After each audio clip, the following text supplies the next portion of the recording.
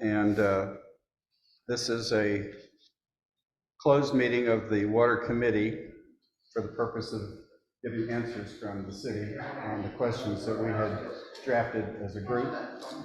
And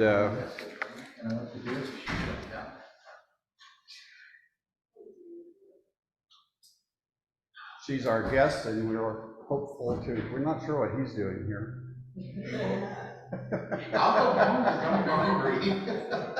Just kidding. Glad to have you.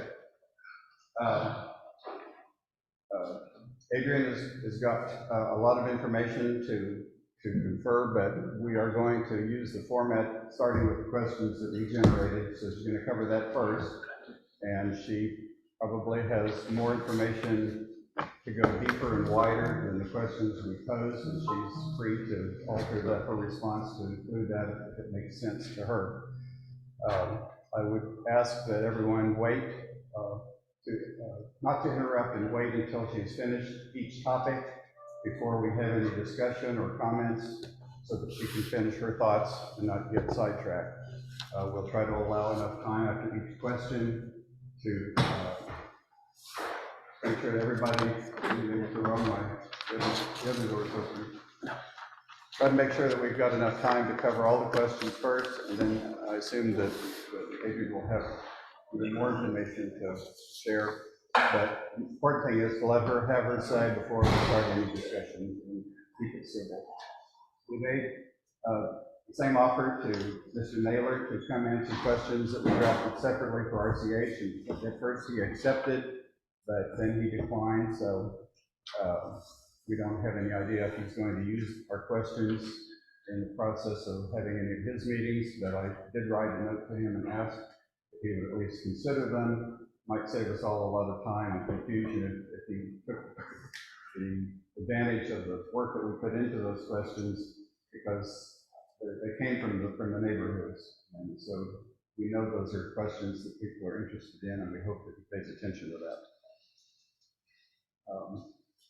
We are going to be recording this, and if the technology works, we'll get a transcript afterwards, and the mics primarily are going to pick up the table and may or may not pick up what's happening on the floor, from the floor, but if you speak up loudly, you'll improve your chances of being heard. Covered that. The recording will be exclusively audio? Audio and video. The audio will be transcribed and the video will be optional. Okay. And it'll be made available to us to review, or if somebody says, hey, I'd like to see it. The purpose of this meeting is to get answers and spread them back out. It wouldn't make any sense if we all took different notes and then tried to make sense of it and pass them out to our respective neighborhoods. So that was my next paragraph, was to say that our purpose tonight is to get those answers, feed them back so that everybody gets the same information and we're all at the same level of understanding. If you object to anything you hear tonight, please do so respectfully, but if things get bogged down, I'm going to call time so we can move on to the next question, make sure we finish what's on the list. If you feel you didn't have a chance to be heard completely, make a note, let us know. We'll reconvene as necessary and get those additional topics covered as well. What I've chosen to do tonight, since I've got copies of the questions that we listed, and I respaced them so that there's room to jot notes down if you want to make your own notes on there.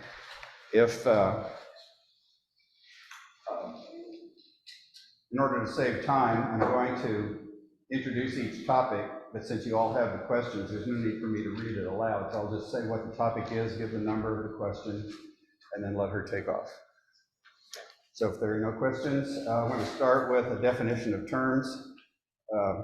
Since Adrian is our resident expert, I just want to make sure that we all use the same definitions for these. Everybody knows who RCH is, so we'll skip that. Aquatex is the company that RCH is contracted with to take over, but hasn't been approved by a vote yet. WSC means Water Supply Corporation, as printed on the water tower. Inframark is a contract accounting and maintenance. I'll let you answer who that is. Sure. And then there are still people who don't know what ETJ means, so we're going to cover that. PUC and TCEQ. So you take over, you can have the floor. Well, first off, thank y'all for coming out here. Would each one of you like to stand up and say which neighborhood you're from? I meant to do that. Let me do it this way. Okay. Since I have the list and I didn't get to that page yet. I have the neighborhoods in alphabetical order, so this should be easy. Austin Corners, Jerry Brewer. He's in Germany, and I'm Sherry London, standing in for Jerry. Sherry's covering Austin. Brushy Creek did not respond. We don't have anybody there unless somebody sneaked in. Chisholm Crossing 4 is April Murphy. Chisholm Crossing is Tony Crawford in the back. And then ETJ is next, and Bluebonnet is represented by Chastity Suela. I'm told that she's still driving home from a sports event in Dallas. High Point Ranch, we have John Brannon, and is Joffrey Kemp. I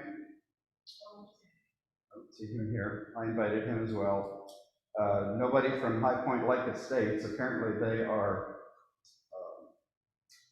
not convinced that this whole thing is worthwhile, but I don't want to pass judgment on them. And moving on to Glen Acres, we have Tom Milner out here. Green Hollow is Paul Day. Kensington, Linda Debris in the back. I'm from Kentwood.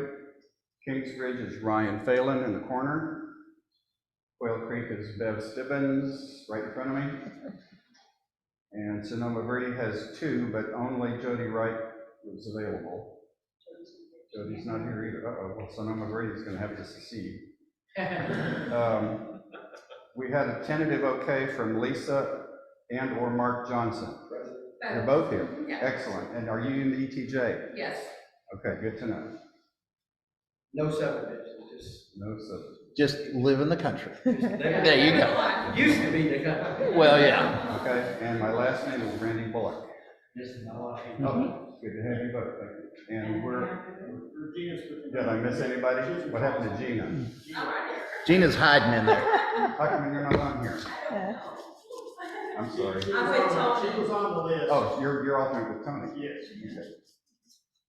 And I'm sorry, you are in the ETJ also? Okay, are you just living in the country? All right, very good. Thank you all. Oh, we got one Did more. I miss anybody? Come on, Rick. Stuart here. I did have We need to George get that Aaron door here. closed. Sorry. Well, I'm prompted just enough in case somebody Oh, comes okay. in. I just wanted the air conditioner blow out or something. Anything so?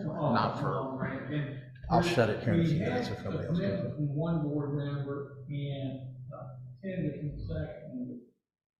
And I'm here yet. Okay, well, we have one in church if anybody shows up. All right. Now it's. All right, before she starts, Can I ask a quick yes, sir. comment? Just in terms of, if anybody's going to ask a question, make sure that you state your name for the transcription. So the transcript will say where the origin of the question is coming from, so that if there's a question on their behalf or somebody in the community, they know who to come back and say, you had a question about that, and they know who to bring that to. Awesome. So just want to bring that up. Absolutely. That's why I asked if it was going to be video or audio. Right, I'm glad you said that. First off, we want, like Adrian started to say, we want to thank each and every one of you for showing up. We know you have busy lives. You know, at the end of the day, when you're getting done with work or at the end of the day in this Texas summer heat, it's the last thing you want to do at 6:30, 7 o'clock at night. But thank you for being here and thank you for being concerned. It means a lot to us as well as being representatives of the city. Adrian? So we're just going to go through the questions, because you already have the questions. You want me to go ahead and give the answer to it? Let me start. I'll just briefly state Sure. what each question is. Number 1, what are the applicable sections of Texas code that covers what happens in the sale to either Aqua or McLendon Chisholm, if you could call it a sale? And you said you wanted to combine these. So the second part is, what does the code say about selling to a for-profit company? Okay, awesome. Okay, I'm going to speak legalese, but I promise you there's going to be talk louder. Okay. I'm going to speak legalese. Make sure you say who you are. And I'm Adrian Baltham. I'm going to speak legalese for a bit. But this will be on the website and as a FAQ page so that you can be able to refer back, just in case you can't remember, okay? So RCH Water Supply Corporation is a nonprofit water supply corporation operating under Chapter 134967 of the Texas Water Code and Chapter 22 of the Texas Business Organization Code. Any transfer of the system must comply with the requirements in those laws. Any transfer of assets or customers to another entity by RCH must be approved by the Public Utility Commission before the transfer can happen. Texas Water Code 13.301.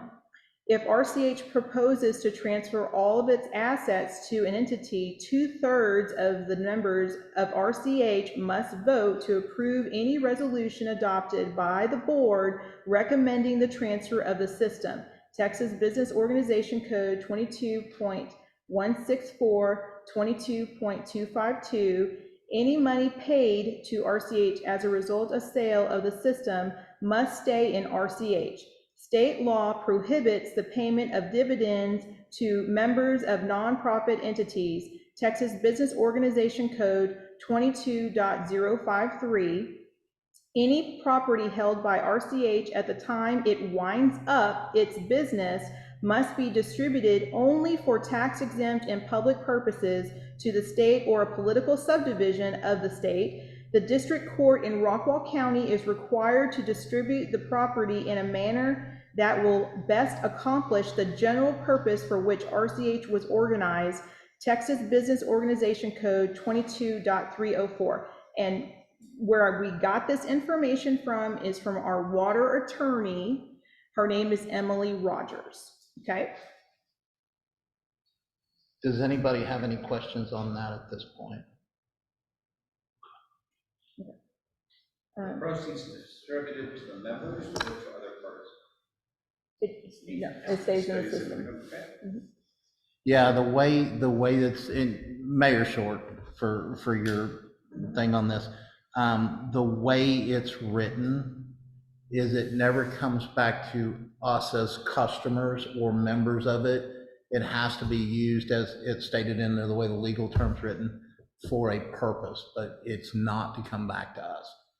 You know, that's the key that I've seen some statements out there about rebates or dividends or something like that, and that's far from the truth. That can get people in trouble. Yes, sir. Randy Bullock, ETJ user.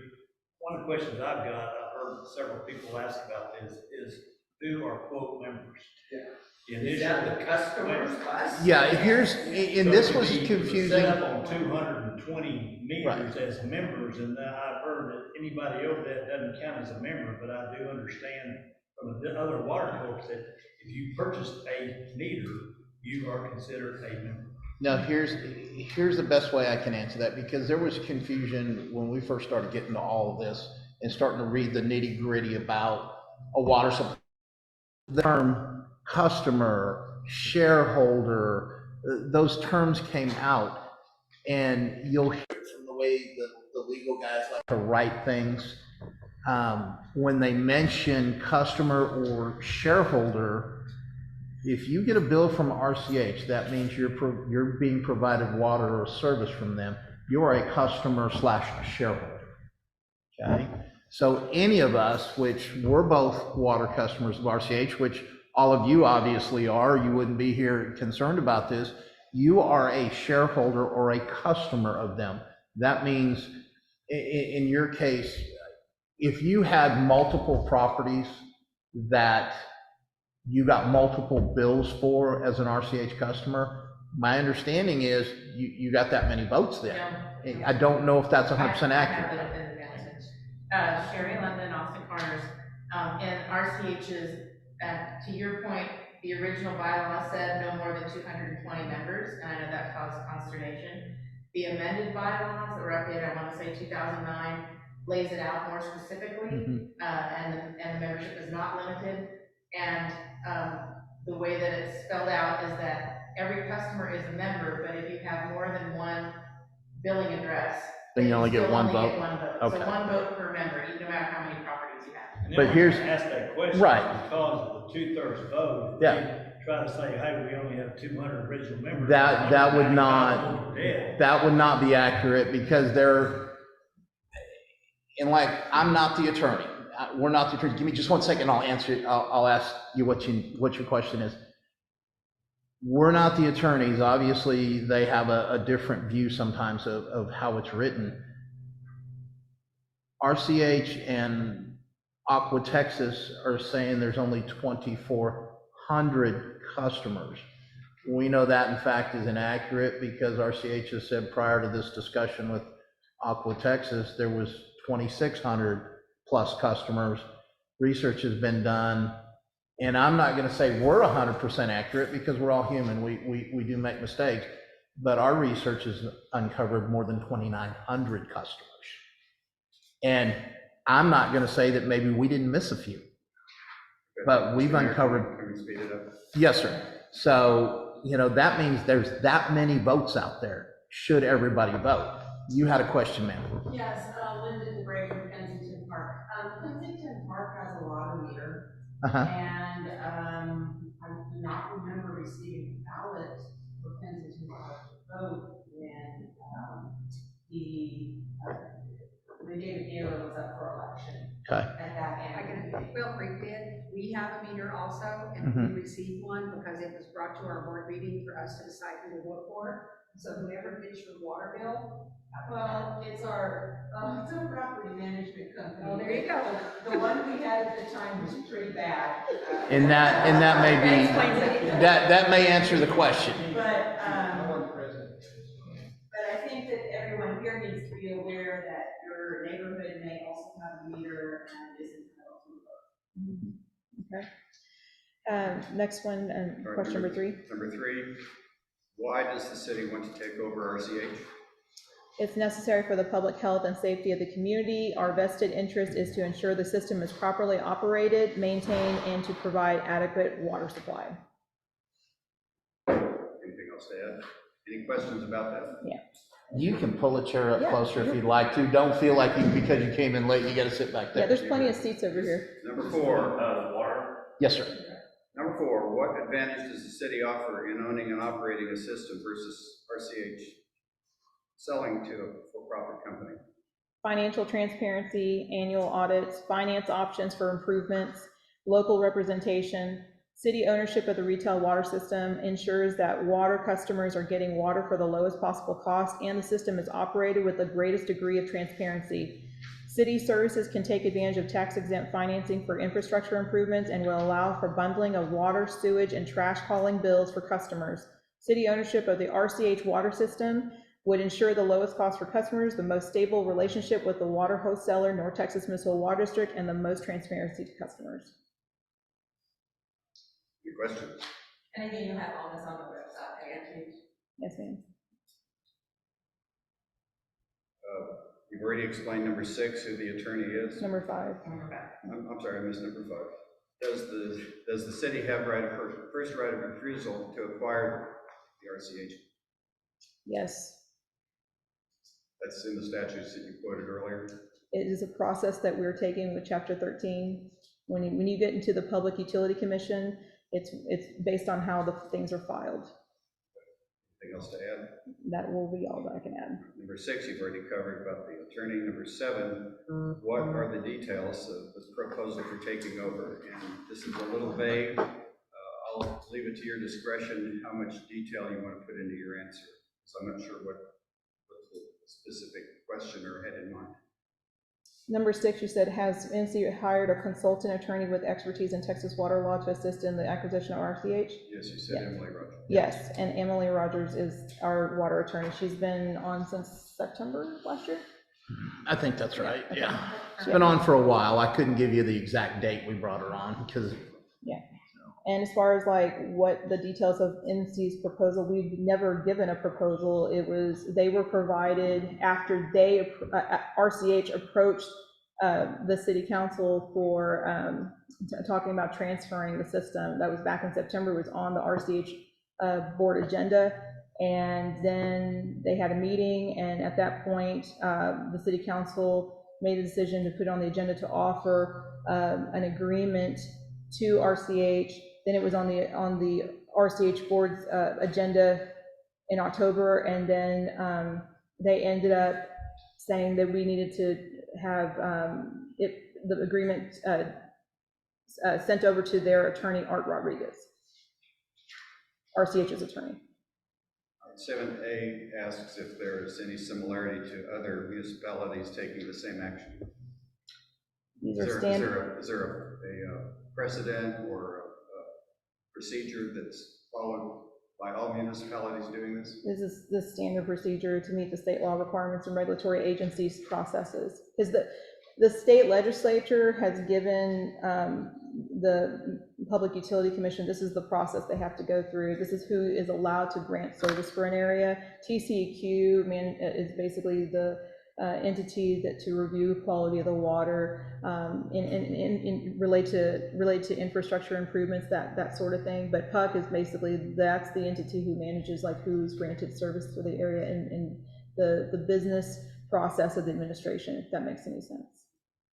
Any other comment? I heard a question behind me on a previous question. What firm is the attorney with? Bickerstaff? God, there's like 4 names. Yeah. I think it says Bickerstaff, Delgado, and something else. I can look it up for you, but I don't know the whole names, but we can get it for you. Yeah, I think she's the partner. Yeah, she's a partner in a law firm. Huh? She is a partner. She is a partner. Where is she located? Austin. She's in Austin. Number 8. You want me to say my name before each time I start talking? I got you. All right. Number 8, what are the key differences in PUC oversight of a municipal operated entity versus aqua? Well, we actually have contractors that will be here operating, maintaining the system, biweekly reports, regular sample testing, and local compliance. Isn't that the same? That's not actually happening. Does the PUC do this? The PUC would not treat the city, if that's what we're asking, us operating it versus somebody like RCH or Aqua Texas, we still have to follow the same requirements from the state or from the PUC or TCEQ. We still have to follow the same things. We don't get any special, leeway. Same documents we have to turn in. Yeah. There's like, you have to turn in monthly, we should be doing monthly flushing. And then you also have to do sampling, and then there's also quarterly reports that you're supposed to turn in for North Texas and TCQ to make sure you're compliant with your water. So there's a lot of checklists that's regarding to the responsibility of the entity that's in charge of the operations to make sure that you're having quality water. They're making sure that there's no bad things are floating in the water. I don't want to say that like back tie could be one thing that's going to be tested. So we just want to make sure that the operations is being handled properly down here. I have an attorney firm, if you want to Bickerstaff, Keith, Delgado, That's Thank right. you. Thank yes. you. I knew there was 2 of the names in there. Yes, sure. The one PUC difference with the municipality that I'm aware of, and you will probably jog your memory, is the PUC does not have oversight of the tariff set by the city. The city has full control of that tariff. That's Versus true. a for-profit company, they have to do their PUC filings. And I believe the PUC has appellate jurisdiction over the city owned. Well, if you decide to give your jurisdiction over, but we're not going to do that. We are the ones that are going to set the actual rates itself. When you go through the actual administration portion, there's going to be like check boxes on the document that you fill out, and it'll ask you like, are you planning to raise the rates? Are you planning to lower the rates? Or is it only going to be inside the city? And things of that nature, and you have to check the box. On ours, we're definitely saying it's all the same. It's whatever the current rate is. Number 8A, do these differences impact non-resident customers? I assume that means people outside the city limits. Can I ask you on that question on 8A, when it says how do these differences impact? I assume that's great, but if the questioner is here, would you please explain? Are we talking about, are we worried that any rate changes would be different outside the city limits, or I'm not quite following the question? That's real quick. If I remember from our meeting, it was about, not so much about rates, but will they be treated different on service? Will they get the same level of service because they're not a taxpayer? Right. Will everybody be treated equally on everything? Our goal is to treat everyone equally. Here's the best way I can explain it from my standpoint. Anybody that's a water customer, whether you're inside the city limits or outside the city limits, should be treated the same way. You're a customer for water, period. Whether you're, as we hear, a tax-paying citizen inside the city limits or outside the city limits. You should be both treated fairly, and as far as I'm concerned, that's what's gonna happen. You know, I'm not in the business to piss people off, lack of a better way to explain it. But at the same time, I'm just like you guys. I don't like to pay any more than I have to in taxes. I want to get the best rates I can for the services that I want. And I think you deserve that too, whether you live inside the city or not. Yes, ma'am. Maybe go look outside territory, but anyway, I think people don't understand from what I'm reading, they don't understand, it's a CCN you're buying, it's not Right. like the city owns you and you're outside the city. You're a member of the CCN, so everybody gets treated the same, whether he's mayor here or not. Correct. Everybody else is here. If, 6 years from now, it's gonna be the same. Absolutely. Tony, you had a question, ma'am? Just a minute. Crawford, Chisholm Crossing. So you're saying that anybody from ETJ that's outside the city limits could come, because that's what I would do if I'm not getting the correct service from the city, is come to the city council meeting and address y'all at the city council. They will have the same opportunity to do that. Oh, absolutely, because you got to realize in a situation like this, with this being water, if we are in charge of the water, you have the right to come talk to us, because even though you're not a customer from a tax-paying standpoint, I guess the best way I can explain it, you're still a customer because you're now part of that water company. So yes, you have every right to come talk to us at a meeting. Okay. Yes, sir. Is that codified in law? Sir? Is that codified in law? I don't know if there's a law that speaks to that, but if we're in the water business, I don't think we're not the only city that would be in the water business, and I would have to refer back and look at some of the other cities that have customers in their ETJs. If it is not covered under the law, would McLendon Chisholm post a policy that would survive you and any administration to say that this is the policy and it will be adhered to for people outside the city? I would propose that policy. Now, it still has to be voted on by our city council. But yeah, I would think that would be the right thing to do, and absolutely. Yeah, hold on. This lady waited patiently, so I need to get to her. Yes, ma'am. April Murphy and Chisholm Crossing.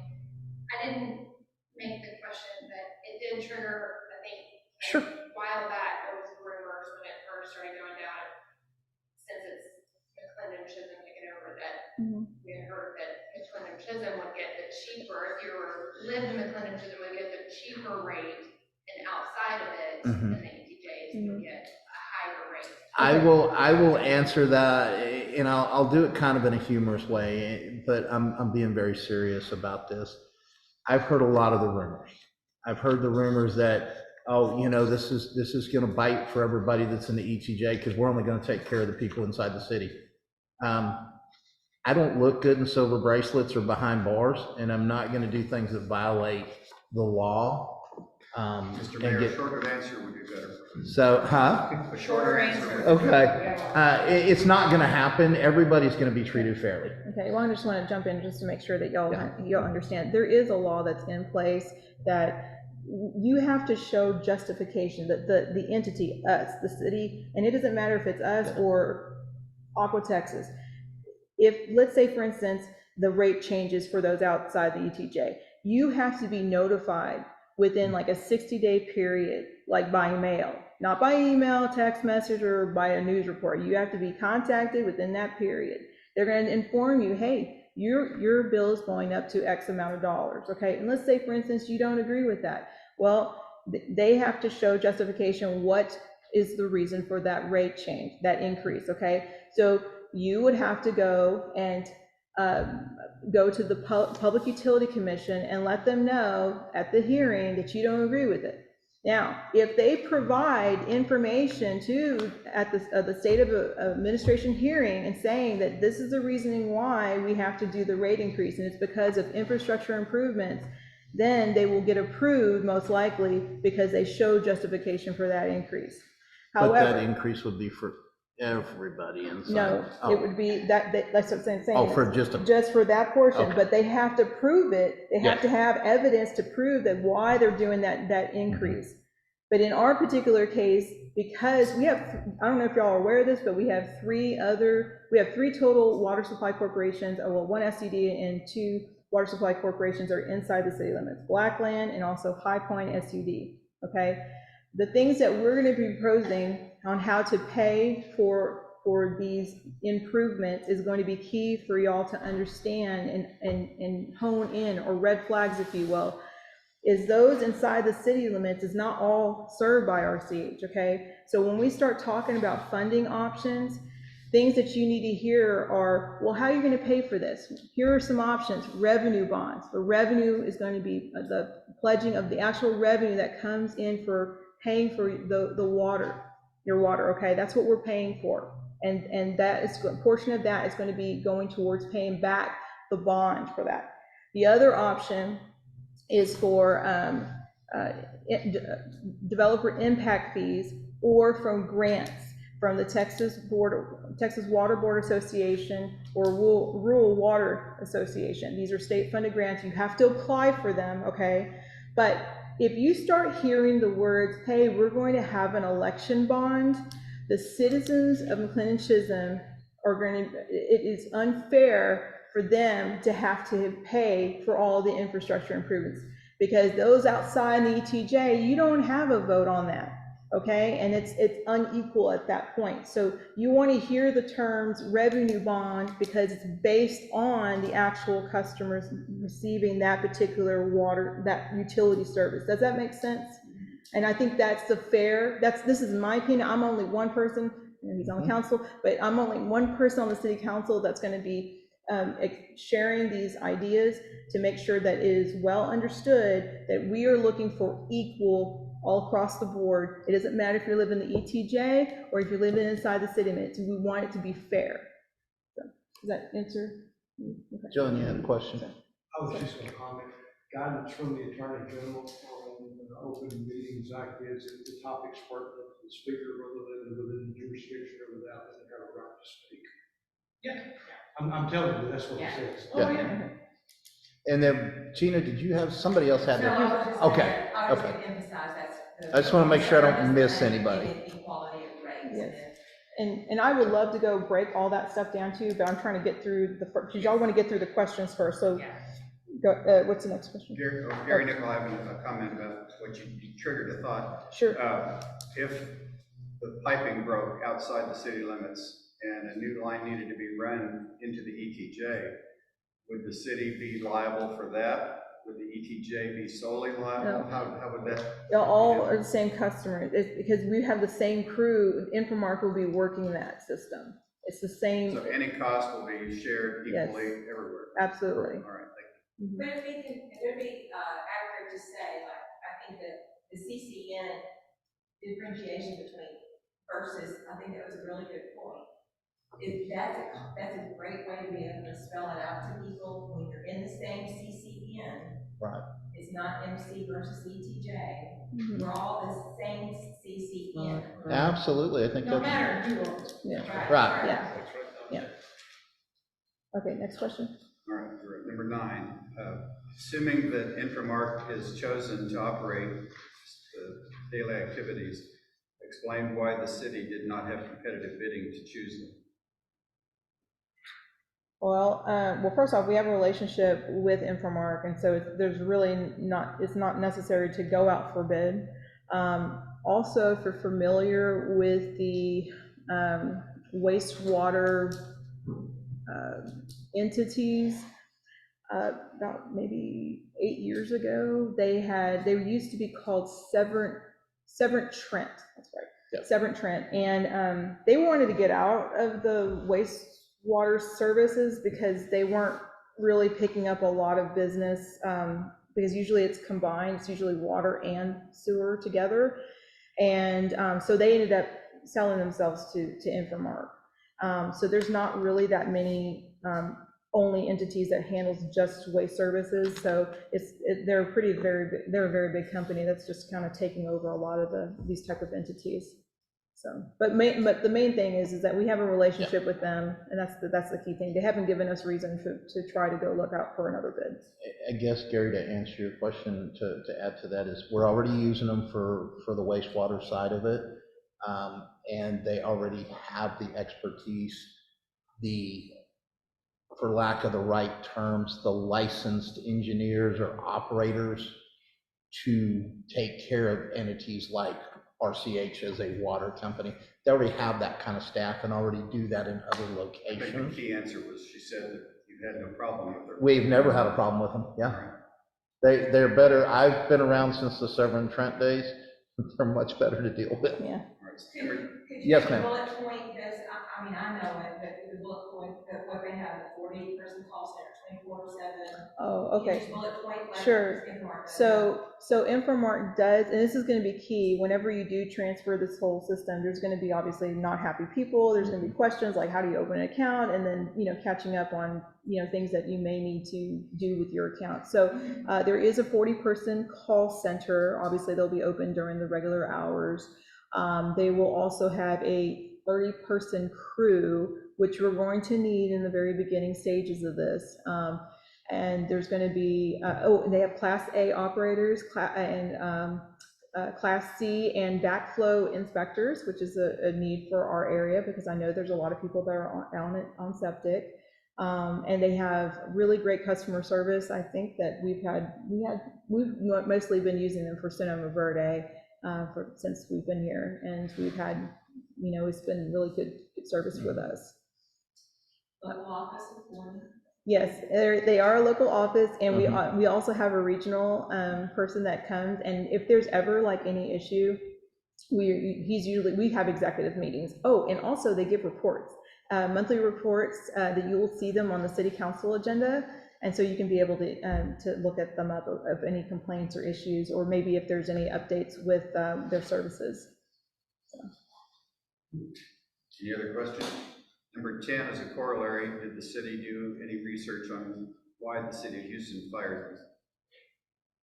Okay, so no research was required because we're not asking Infomark to manage a wastewater treatment plant. The water will be treated through North Texas Municipal Water District, Wiley Treatment Plant, and/or Chilwaukee Treatment Plant, depending on where we are on the whole transfer. Any questions? Number 11. Does the city believe it will be able to assume all RCH assets that are outside McLendon Chisholm's territorial authority? No comment. Yeah. Guys, we don't have a crystal ball. We are positive, but I can't give you a solid answer on that. Is that a legal matter to be decided? Yes. Number 12. If the city's acquisition of RCH is successful, will this necessitate a new contract with the city of Rockwall for water? Most likely. So the rates could change just from that? Oh, no. No, it's basically going to be the same contract agreement. So Now in 20. No concerns about anything changing? No, but they're We've not been led to believe that there would be. In 2025, there's going to be most likely a change based on the historical process of updating their contract agreements with North Texas Municipal Water District. But it's not like shocking, like a sticker shock, if that gives you any encouragement. Any other comment? Number 13, is the city aware of any state or federal assistance available to help during this water crisis? What do you mean by assistance? I mean, are we talking about grants? We talking about anything the state can do to help us get water? Financial and technical. Okay, so, I mean, are you asking for technical or are you asking for financial? Which one? Well, you need both. Physical water. You can't have one without the other, I don't think. Yes. Yes, there is. Yes. You're not free to divulge that. Yes. Number 14, is there any way for the state of Texas to investigate past and present questionable actions by RCH? Where are we, what number are we on? 14. 14. Now, here's the thing, folks, when you say state of Texas, it has this broad meaning because Public Utility Commission is state of Texas. TECQ is state of Texas. Attorney General state of Texas. Have places like TECQ and PUC looked into current and past issues with RCH? Absolutely.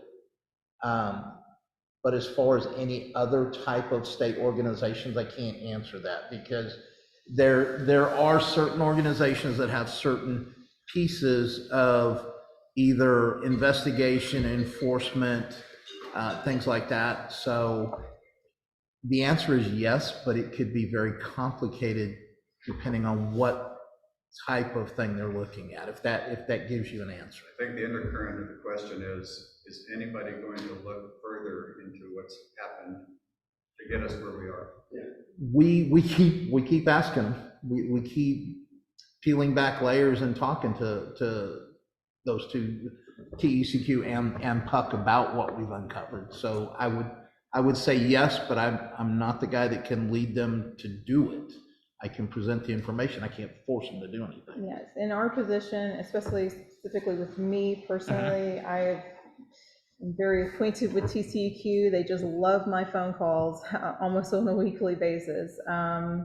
So yes, there's issues that I addressed with them regarding RCH not reporting to them that they were on stage 5 on a specific date back on, it was on a Tuesday, and I informed them they were not on stage 5. And so they ended up questioning how I know that. I was like, well, I live here, and then also you can check their website. So they checked the website and they checked their system, and it turned out that they were not notified themselves. And that's part of the drought contingency plan. They're supposed to inform TCEQ that they're on stage 5, and they're supposed to provide, what's their water plan. But so are we actively, doing things on our end that we can do? Yes. It's 7:15 and we're approximately halfway through. Okay.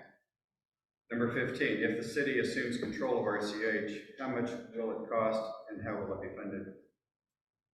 Okay, this should, the city is sort of coming.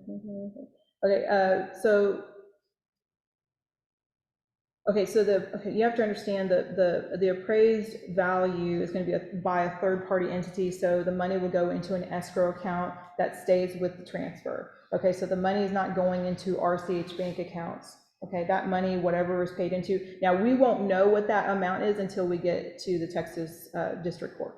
Okay, so we don't know what that number will be. How does the court know what the number is? Because they're going to get hired, there's going to be a third-party entity, and that is going to be who's going to do the actual assessment. And so it's not going to be our friend, it's not going to be their friend, it's just a neutral party. A neutral party has to assess the value, to come up with the value. And then I've never... Quick question. Yes, ma'am. The assessment is... I don't know how the assessment. The assessment is done on the pipes in the ground, the meters, the hydrants, the towers, storage. That is what is assessed for the value of RCH? That's how it's explained to us, yes.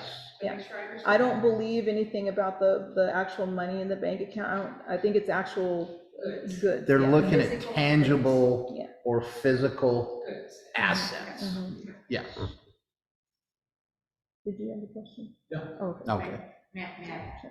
Sherry Lennon, Austin Corners, to add to that, in the past, these transactions took place based on the depreciated value of the assets, and in 2019, there was legislation that allowed the market value of the assets to be used for an asset transfer in these appraisals, so that was a recent change. So it'll be on the market value of those appraised assets. Okay, so how much has the city, so the next question you asked is how much has the city estimated this will cost and how will it be funded? There's no official assessment, and funding options will most likely be presented to the city council for consideration, such as developer impact fees, revenue bonds, and state federal grants.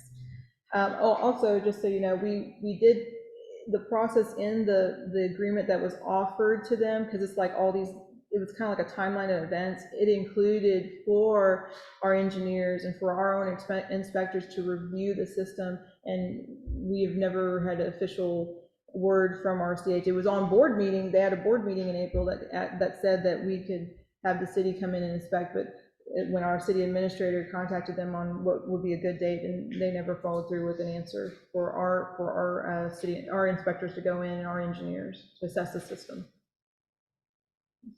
Anyone else? I've got a question in the back. What you got, sir? Yeah, just real quick, George Herron from Long Branch. When we think about the assets, Mm-hmm. the current assets, and think about ground lines, the thought comes to mind that have we had engineers project what our current usage is and what expected growth rate will be next year, 2 years, 3 years, 5 years, and how will we fund those needed improved water lines to support that growth? Because we can't just use the water lines that we have now and expect these neighborhoods to be able to maintain the same pressure and water that they need. Okay, so in the past, there was a gentleman named Eddie Daniel that was the former engineer for RCH, okay? He did attempt to try to do a pro forma, what you were talking about, but as far as how he came up with the work, I mean, we don't have that information. But as we become a direct customer with North Texas, there's documentation. I'm trying to find where it is so you can see. Maybe this is not the one I had.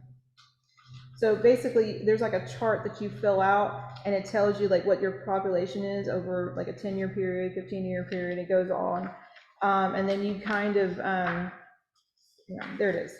Okay, so North Texas, it's not an actual application. Okay, they tell you in this form, they tell you like, okay, this is the information that we're going to be looking for all these improvements that you're talking about, because we need more water.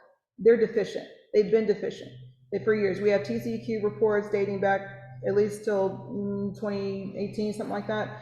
And so our engineers would be giving us the documentation to show based on population growth. So it comes out blank like this, and this is just a sample to kind of see this is what it will look like, what it should, kind of an idea what an engineer will be filling out, and it will tell you like what year we're on, date, projected population, projected connections, average annual demand, and then average day, and then maximum day, millions of gallons of water that we would need. And so all of that will help to determine what would be the amount that we need to be asking North Texas for, the additional water that we're gonna need.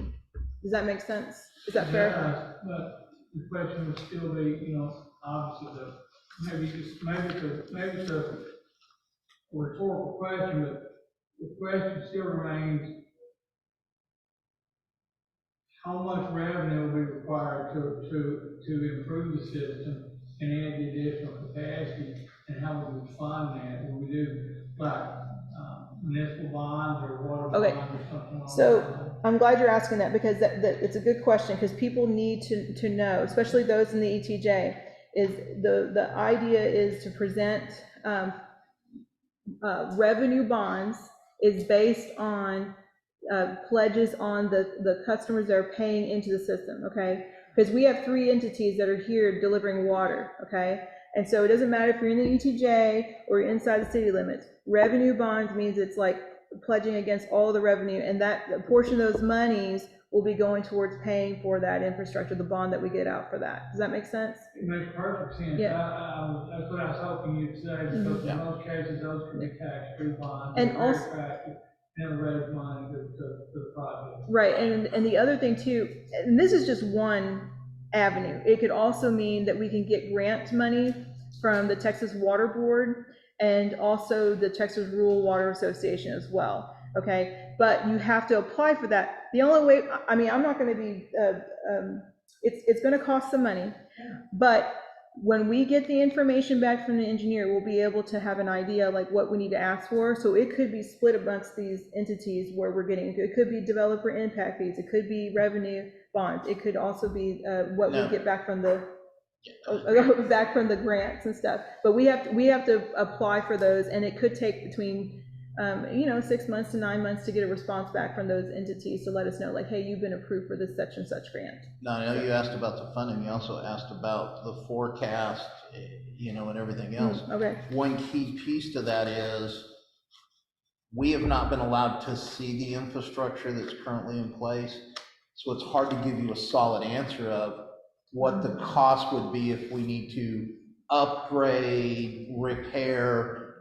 I don't have an answer for that because they've not allowed us to see that information. I understand, I just want us to acknowledge that once we're in the water business, it's gonna be a pretty heavy lift for the first 4 or 5 years. And we are using Hilltop is one of our contractors, and they handled like a lot of our bonds, and well, it's like only one bonds, but basically they would help us to find which bond we will be able to use, and it's based on the proposed debt service based on repayment term, interest rate, average annual debt service, and these are just, I'm going to let you take this too, is that these are samples of what it would be like, okay?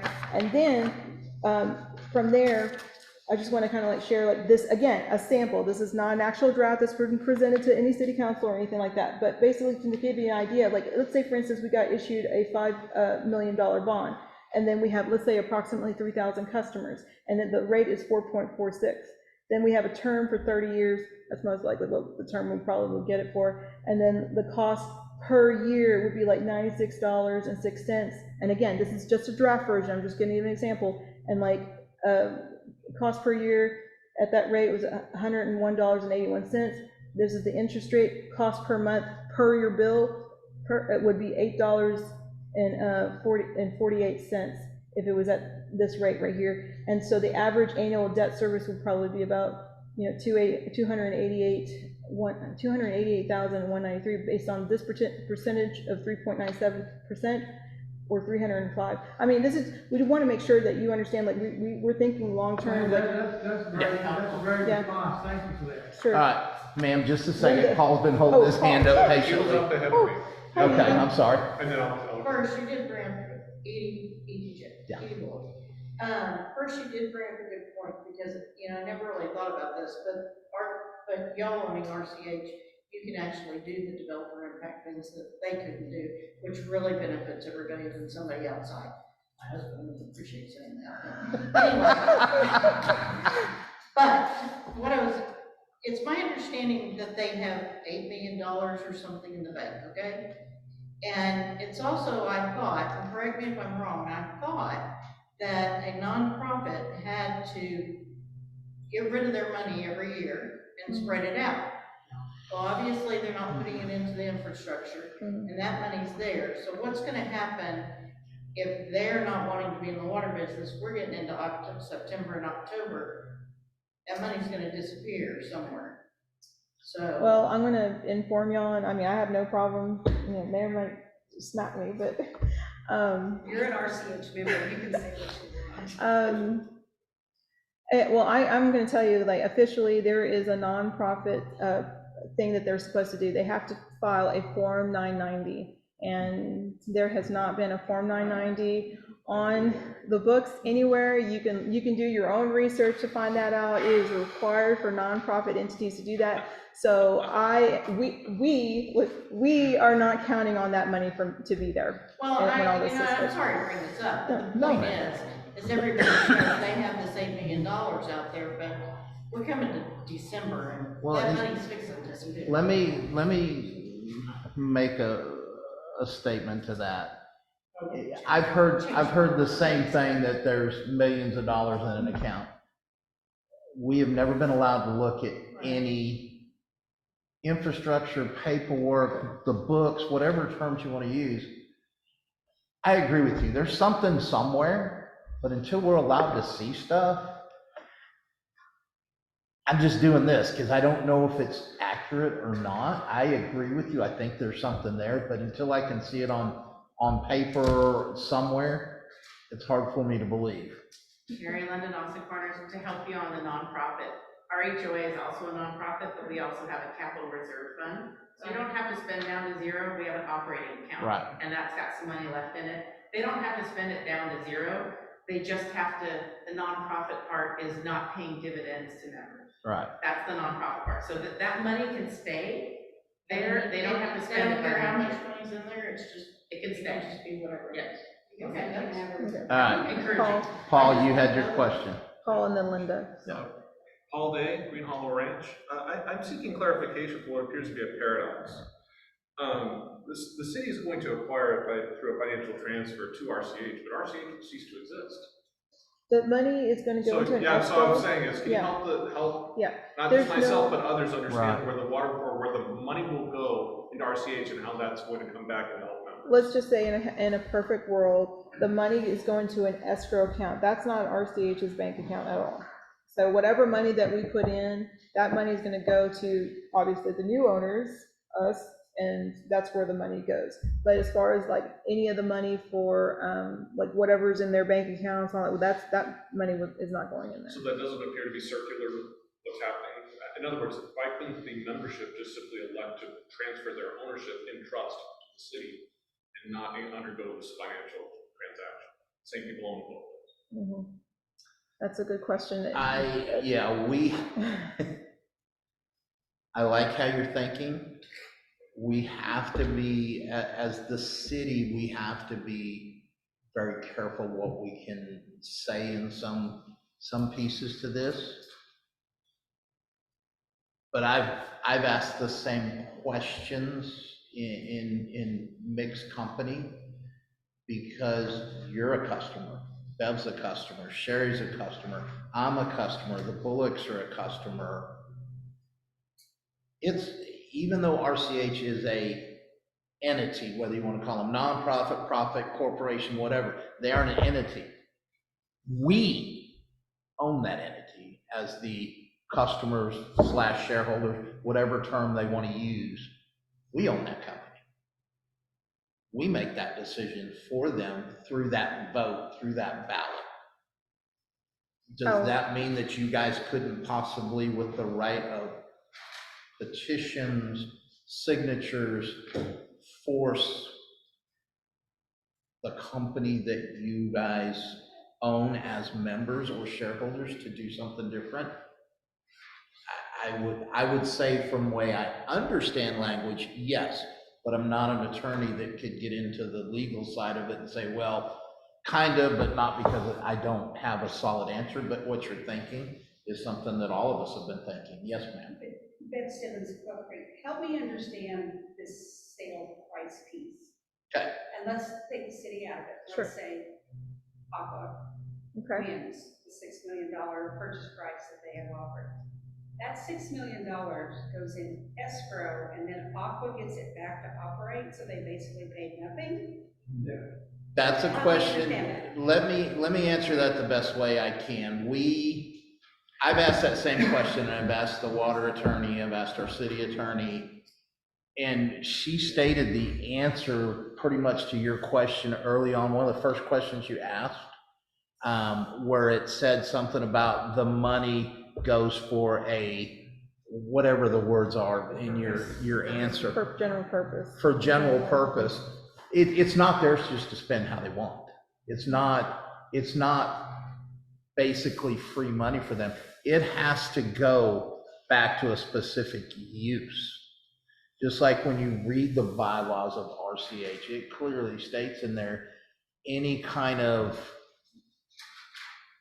compensation for the company has to go to a 501c, whatever. But for a purpose like it was stated in here, it's not just free money. Because I asked the same thing. Well, and I was using 10 million as a figure. If I bought them for 10 million and they're a nonprofit, then I get my 10 million back, right? It was like, well, kind of, but no. So It's just not going in their bank account, it's going to. yes, it's going to an escrow account. Yes, sir. Yes, sir. Randy, can you hold just a minute? She has been waiting patiently, and we skipped her a couple of times. Yes, ma'am. Linda DeBray, Kensington Park. Okay, I just want to make sure I understand, correctly, when you're talking about the revenue bonds and the pledges of, the revenue that's being paid into the system. So any financing for the infrastructure improvements or whatever, that would be paid by the customers of RCH through them paying their bill every month. It would not be, anything tacked onto the property taxes Yes, of right. everyone who owns property in McLendon Chisholm, because some of those people are not in the RCH. Correct. And that's why I wanted to make sure that you hear the word revenue bond, because anybody that says, oh, we're gonna have a bond election, all that, that's only for those here in the city, and that comes out of your property tax. Well, those in the ETJ, you don't pay into that, and you don't get to vote on that, any of that. And the other thing too, the whole equal, we want it to be equal, right? We want it equal across the board. So if we were to get an election bond to get done based on you pledging on the property, that's not equal. And the people in the city will be paying for that infrastructure, not those in the ETJ. And I know there's a lot of people in the ETJ, they want to pay their fair share too. And that's why we have the option for the revenue bonds. It's just based on those who are on it, because we have 2 other additional water entities inside the city limits. And so it's just fair to like focus on that. Whoever's using that water, those are where the pledging of the revenue is going to be coming from, to pay back the infrastructure. Randy? Yes, sir. Randy Bullock, ETJ. One of the things I want you to understand too, in a nonprofit, that has to be a status that they keep up. If they do not file that status, they become for-profit. At that point, they can move money or do whatever they want to. I got into a situation with them many years ago. Every time we did that, we would catch them in nonprofit, they would let it expire. And as soon as I called them out on it, Mr. Rodriguez would very politely paid a $25 fee, and that's what that fee costs to put yourself back in nonprofit. So beware, when they say they're nonprofit, there's a reason why we let that expire. Right. Are they nonprofit right now? Have they filed? Well, they haven't filed, that's the thing, they expired. It's expired. Yes, April? ma'am. Okay, April Murphy and Chisholm Crossing, kind of to piggyback off yours, so could they let it expire, become for profit, and then we don't have a vote or anything? Or are we still members? No, you're still a member. You still a member. There still has to be a But they can move vote. money. I mean, there's a lot that goes into that part, but we have to stay vigilant, So honestly. who's on top of them to file this? Like what?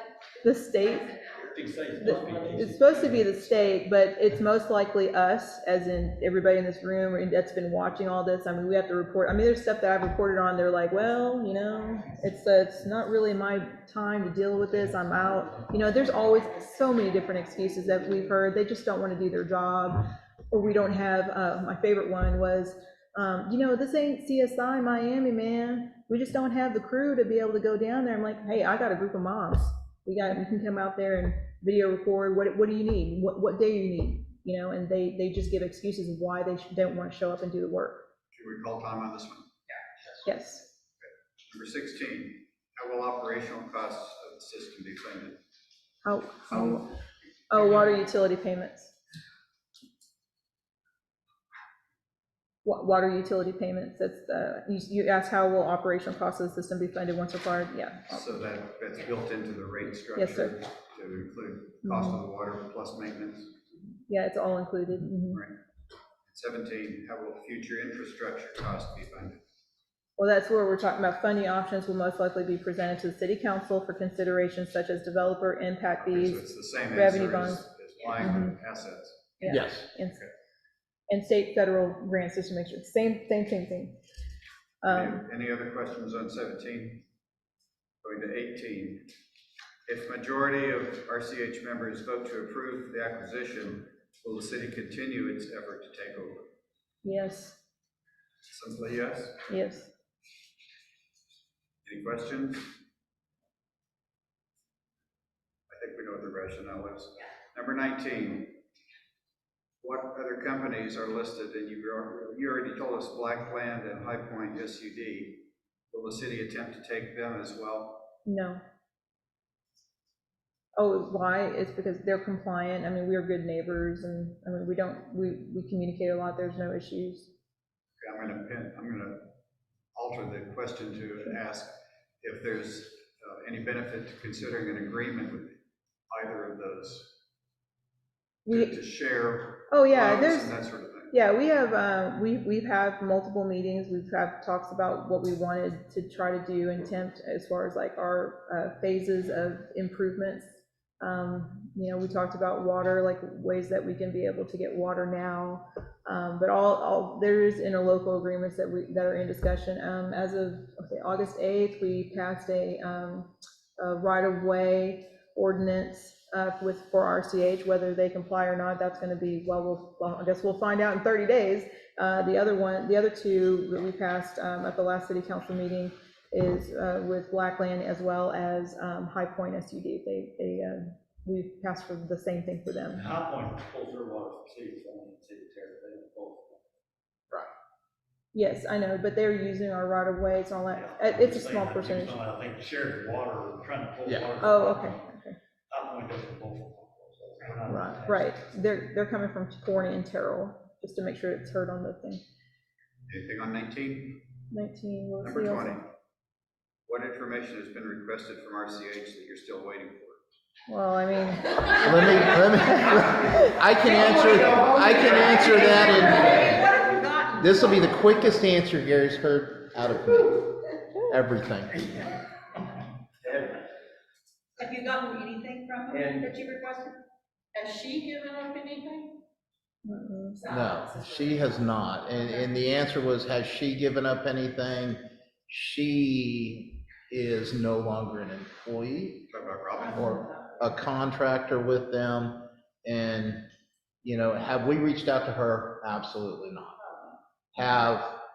Have we gotten anything from them? No. When you ask about a response, we've gotten no response when we've asked for certain things. Is any of that information delaying the paperwork that the city needs process?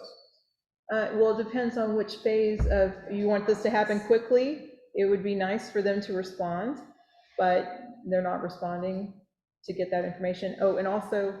Got a question? I'm sorry. No, keep going. Oh, I'm sorry. No. I'll come in at the end. I saw that hand come up. Yeah. But yes, if they were to do the signed interim agreement and then the signed agreement, all that, I mean, we would be in a much faster process and all that. So they're blocking, not doing their part, or in our opinion, not doing the right thing for the customers. So yes, I believe that they are slowing down the process for us to get to the ultimate thing, is to be able to have improvements done to the system. In addition to that, to be able to have an alternate water source, which we believe that we all need. Paul, you had a question? Hold on, I'm sorry, Ryan. We'll let him go first. I'm sorry. This is optional for you guys to answer. Sure. Okay. Why is there a friction between RCH and McLendon Chisholm? We seem to be in a conundrum that I still can't figure out about why they don't want to work with you, why they don't want to provide information, why this isn't a viable option. Can I answer that for you the best way? Yeah, and that's why I said it's optional. And I have no problem answering this, and because Adrian is my champion. She is absolutely spot on for the way she does her research and she digs into things. I had the initial conversations with Jackie Pullen and Steve Hatfield. I'll just throw the names right out there. They both understood, and we have documentation that they said, we want to transfer the company. We want to give it over to you. And we met every requirement they had. Everything that they asked of us, we did. The minute there was an election for board members, and I'm sorry, more than just David Naylor, I think, got elected, but. David got elected and then Steve got bumped. Okay, David got elected, and when he got bumped up to president, everything stopped. I mean, talk with us went, no more. And we've asked and asked and asked and get no response. We've actually reached out to Steve Hatfield and to Jackie Pullen. Would you just explain to us why you went cold turkey on us? We declined to have any comment with you, is what we get. And I'm paraphrasing that. Basically, that's what they've told us, is that they will decline to speak with us. We've even asked, would you just sit down with us at lunch? No, thank you. You know, we can't get an answer out of them as to why it stopped. You know, but we have the documentation. We provided everything they asked for us, because I have to look at it for the protection of us being the customers of the water company, but also the protection of RCH. They are a business, even though they're a nonprofit, and they asked us for a confidentiality agreement if we were going to come in and look at the books, you know. And I said, sure, I understand that. You don't want us going out there blurting all your business out in front of everybody else. So yeah, we'll do that. And we did everything they asked for us, sent it to them, and then everything stopped. Stop there. Yes, sir. Number 20 also asks, I'm sorry, I'm gonna go to 21. Okay. Are there any new commercial, residential, or pool construction permits in the service area still being approved by the city? Yes, permits are still being approved. I know it's complicated. Can you talk briefly about what the obligation is to allow building permits, even though there are meters? Sure. So one of the things that should be everybody's concern is, number one, when you are granted this particular CCN, granted a service area, they give out will serve letters, okay? And these will serve letters are usually done like years ago. They are obligated to that agreement that they had with that builder, developer, because they've already paid their money. And they have. You said they give out. RCH, yeah. okay? One of the things, that's one of the benefits of why you want to be able to have both, both the utility here, is that we can be able to control what is, what the capacity, what is going out, so that we know that whenever we're negotiating any type of agreement with a developer that wants to come into the city, we'll be able to say, we don't have the capacity for this. And we can be able to, say, this is what you're limited to. That's the future. How do we get here? Is the RCH not under any constraint to offer those will serve letters?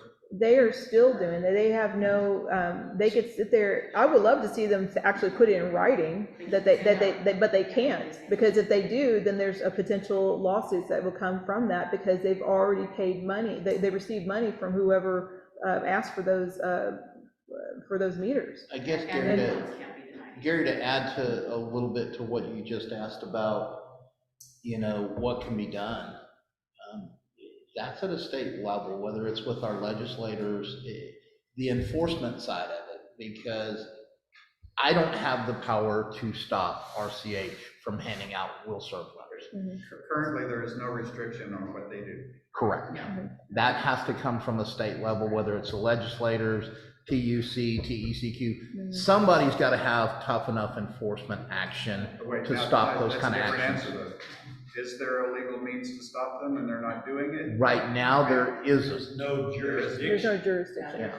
So all the way to the Attorney General, there is no jurisdiction. For new development, this is one thing I want to make sure to emphasize, is that any type of new developments, I'm talking about a developer that wants to build in 1,000 homes or 5,000 homes, and they happen to be in this particular water boundary, the city is being extra vigilant and extra critical. We're not going to just like, oh yeah, sure, come on in here. No, we do not want to approve any developments to go on this system, on this particular water boundary right here for RCH. Yes, sir.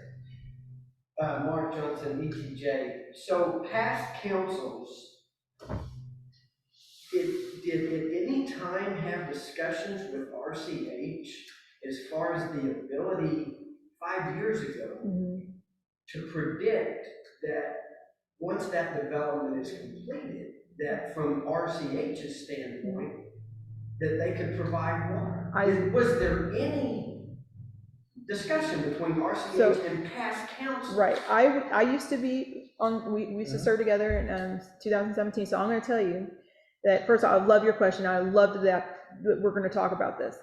We trusted our staff.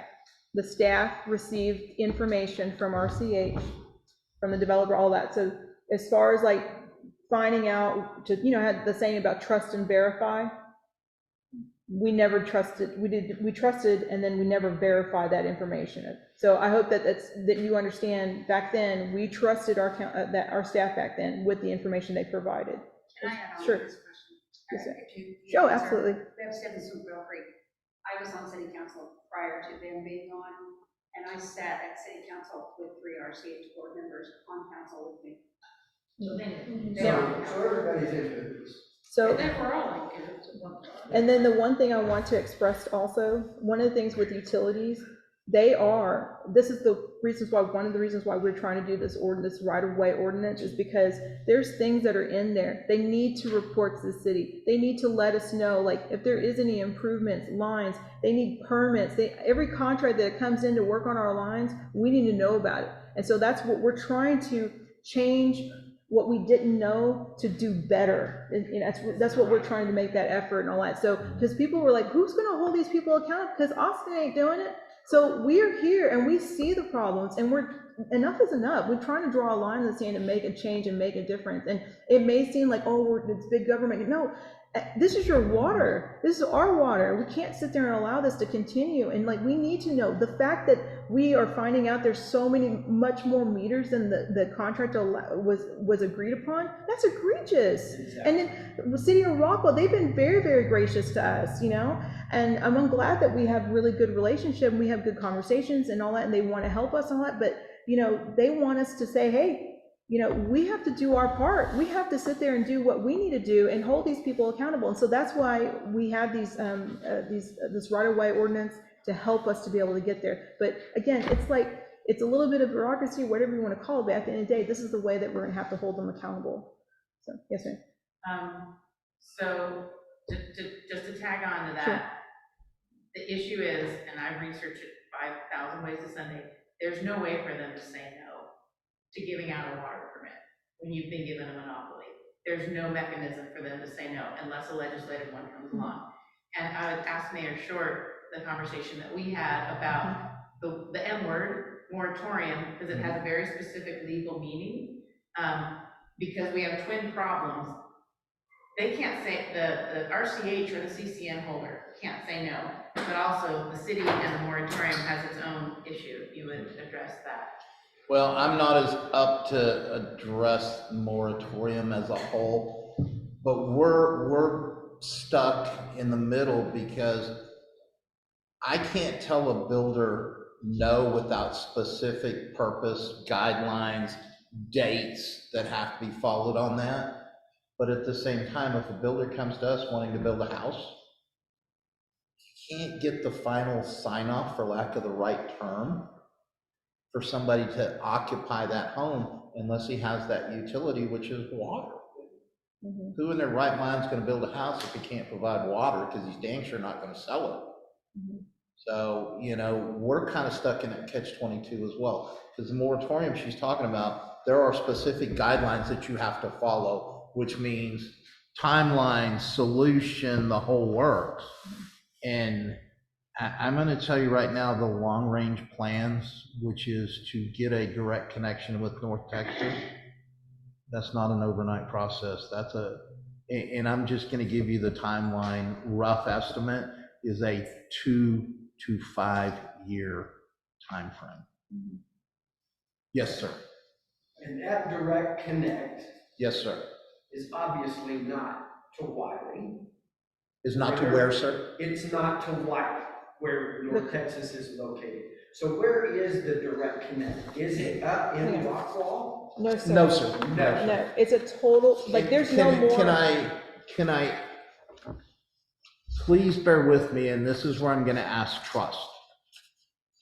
I will give you kind of an area, but the reason I'm not comfortable sharing where we might get that connection is because land and right-of-way has to be purchased. And I watched this where a guy owned some land and Sonic wanted to come in, and his land was basically 30,000. When he found out Sonic was the one sniffing around, it went up to 100,000, and they went, see ya. So we're very hesitant, but it's kind of east of here, if I could say that without really giving a location. It's still a connection to North Texas water supply. as far as the wholesaler, but the connection would be down this way, a lot closer than what you're talking about in Wiley. So the Wiley, which is where we're getting our water from, the north, that treatment center through Rockwall and through RCH. The new alternative location that we're talking about is gonna connect through the Tawakoni, okay? That's the only option for us anyway, because there's no more people that can get on this particular system. We're not asking to be a member city, we're asking to be a direct customer. A total different thing. I know there's people, they haven't done that in years. I'm like, this is not a total new system, okay? Yes. Yes. A lot of people don't know that. Huh? A lot of people don't know that. Oh, Correct. yes. You had a question again? Back to the question 21, what about the pool permits? Like, are you still approving those? Are people required to truck in their water to fill their pool?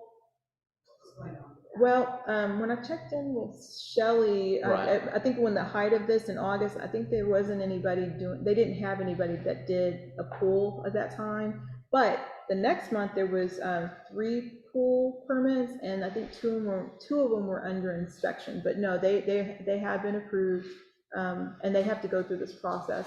Now, as far as where the water comes from, I'll ask her what they said. Still getting approved? The permits are. For city limits? To my knowledge, yes, city limits. Yeah. That's the way the ordinance, the policy, how that works. Kind of a shall issue. Yeah. Are you Check the not allowed boxes. to say no if they've met all the requirements that they need to meet? Correct, yes, Is ma'am. that the same with developers that come in, if they met all the requirements that they need to meet, then you aren't able to say no? Well, that's what, like, for example, like, we're not having like new developments on this system, that we are taking action to be very scrutinizing is the best word. It's like, well, where's your water coming from? Like, we're not gonna just sit there and trust you now. We need to see the actual information that you got a will serve letter, they have the capacity, all these diagrams, okay? But as far as, like, for instance, Sonoma Verde, okay, there's multiple phases that are in there. There's things that the developers have been made aware of, and so there's some things that y'all will probably start seeing coming up for that. But as far as other developments right now, we don't have any developments that are coming on this particular water boundary system. I just want to make sure to encourage you, no one on the city council is approving any of that stuff. But if the homeowner is on RCH or within the city, if they want to put a pool in, as long as they meet everything that Yes, they ma'am. need to meet with the permit, then they get it. They Yes. can still get the permit, yes. As far as the water to fill that pool, I could not give you, huh?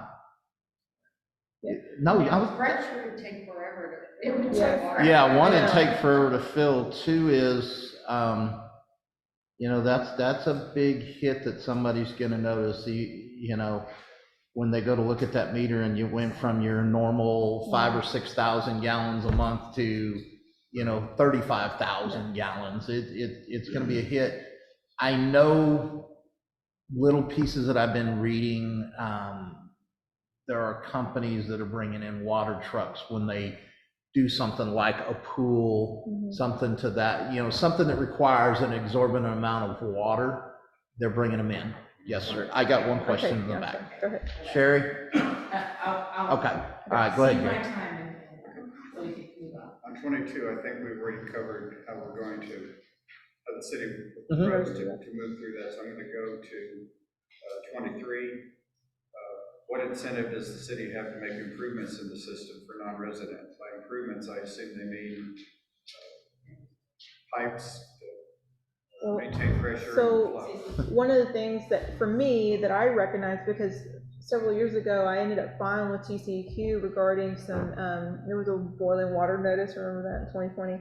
And in High Point Ranch, I mean, they responded like, hey, we need to like send some messages down to TCEQ, because not only that, we learned that we found out that there was not only water pressure issues, but it turned out there was infrastructure improvements that were not done. And so there was a little bit of I would call it a Band-Aid, if you will, but just to meet testing. But in my personal opinion, I hope that, that our engineers that will work on to make sure that there is some sort of relief for the water pressure issue that's right there off of 548, just near High Point, because I think there's like some sort of issue to be able to get the water pressure that you need to, I think that people were complaining that being able to flush their toilet at certain times of the peak season. And so we want to make sure that our engineers are supplying some ideas that we can be able to alleviate that. So those are the things to do for improvement. And again, the cost will be distributed. Oh, yeah, it'll be included. And I think, Gary, the nutshell of this whole thing is, it behooves us to do the right thing for everybody on the system. So if there is a need, whether it's improvement. A weakness that needs to be corrected. Huh? A weakness that needs to be corrected. Correct, because it goes back to the old adage, pay me now or pay me later. I don't want to pay 10 times as much later because we didn't address the problem sooner. And that's why we wanted our engineers to be able to go in and inspect the system, because right now we're aware of some things that happened on 205 a few years ago. And so we're making notes of inventory, if you will, that we are aware of that, but we also, there's things that we're not familiar with the other neighborhoods that are having issues, and maybe the lines need to be replaced because they just haven't been replaced, they haven't been upgraded. And there's also issues with, well, we know for sure, back in mid-June, our fire chief was trying to get the fire hydrant map together. I don't know if y'all are familiar with town ratings. We kind of need an inspection to be done, and that would help for ISO and insurance to be reduced, you know, so we can have like a good town rating. And so one of the things they have to do is to be able to locate all the fire hydrants and make sure that they're maintained and working. And so we had learned that a lot of the fire hydrants that they worked on weren't opening correctly, and so they had to do some replacements on the parts. Tony, you had a question about the whole part about, in the EPJ, my understanding that the city has responsibility for that for firefighting purposes. Absolutely. So that would be another, wouldn't that be another, Well, responsibility? yeah, because I don't think people understand. Fire District 22 is what we're talking about, which is basically this whole part of the county, whether you're inside the city limits or not. And we have an obligation or a contract to provide fire service for Fire District 22. And if it wasn't, you guys would be liable. So why would you put yourself in liability? Correct. Go ahead, Jay. Any other comments? 23, closed. Number 24, is legal action between the city and RCH pending or being considered? Well, I would say just this. Yeah. Just information will be posted on the agenda, and appropriate announcements will be made in a timely manner. I appreciate that. I like that answer. I appreciate that answer. Does that include, to the question on 20, actually, I saw anticipating 24, that you're not getting information? Have you filed requests under the Texas Public Information Act for that information? And if they don't respond, are you prepared to subpoena that information from H2O Services? By the way, Paul Day from Great Hall Ranch. We are going to. Can I have to be delicate with this. It's okay, I just want to be on record that I asked the question. No, and I'm glad you did. Guys, we have to be very careful how we answer some of the questions. Are we looking at every avenue to get the information we've asked for? Yes, sir. To give you an answer of exactly each way we're doing it, just not comfortable making that public, because I don't want, just like the rumor mills go, I don't want it to blow up into a rumor mill that, oh, well, Paul said this and Keith said that. Okay, Randy, yeah, you get it. Last question.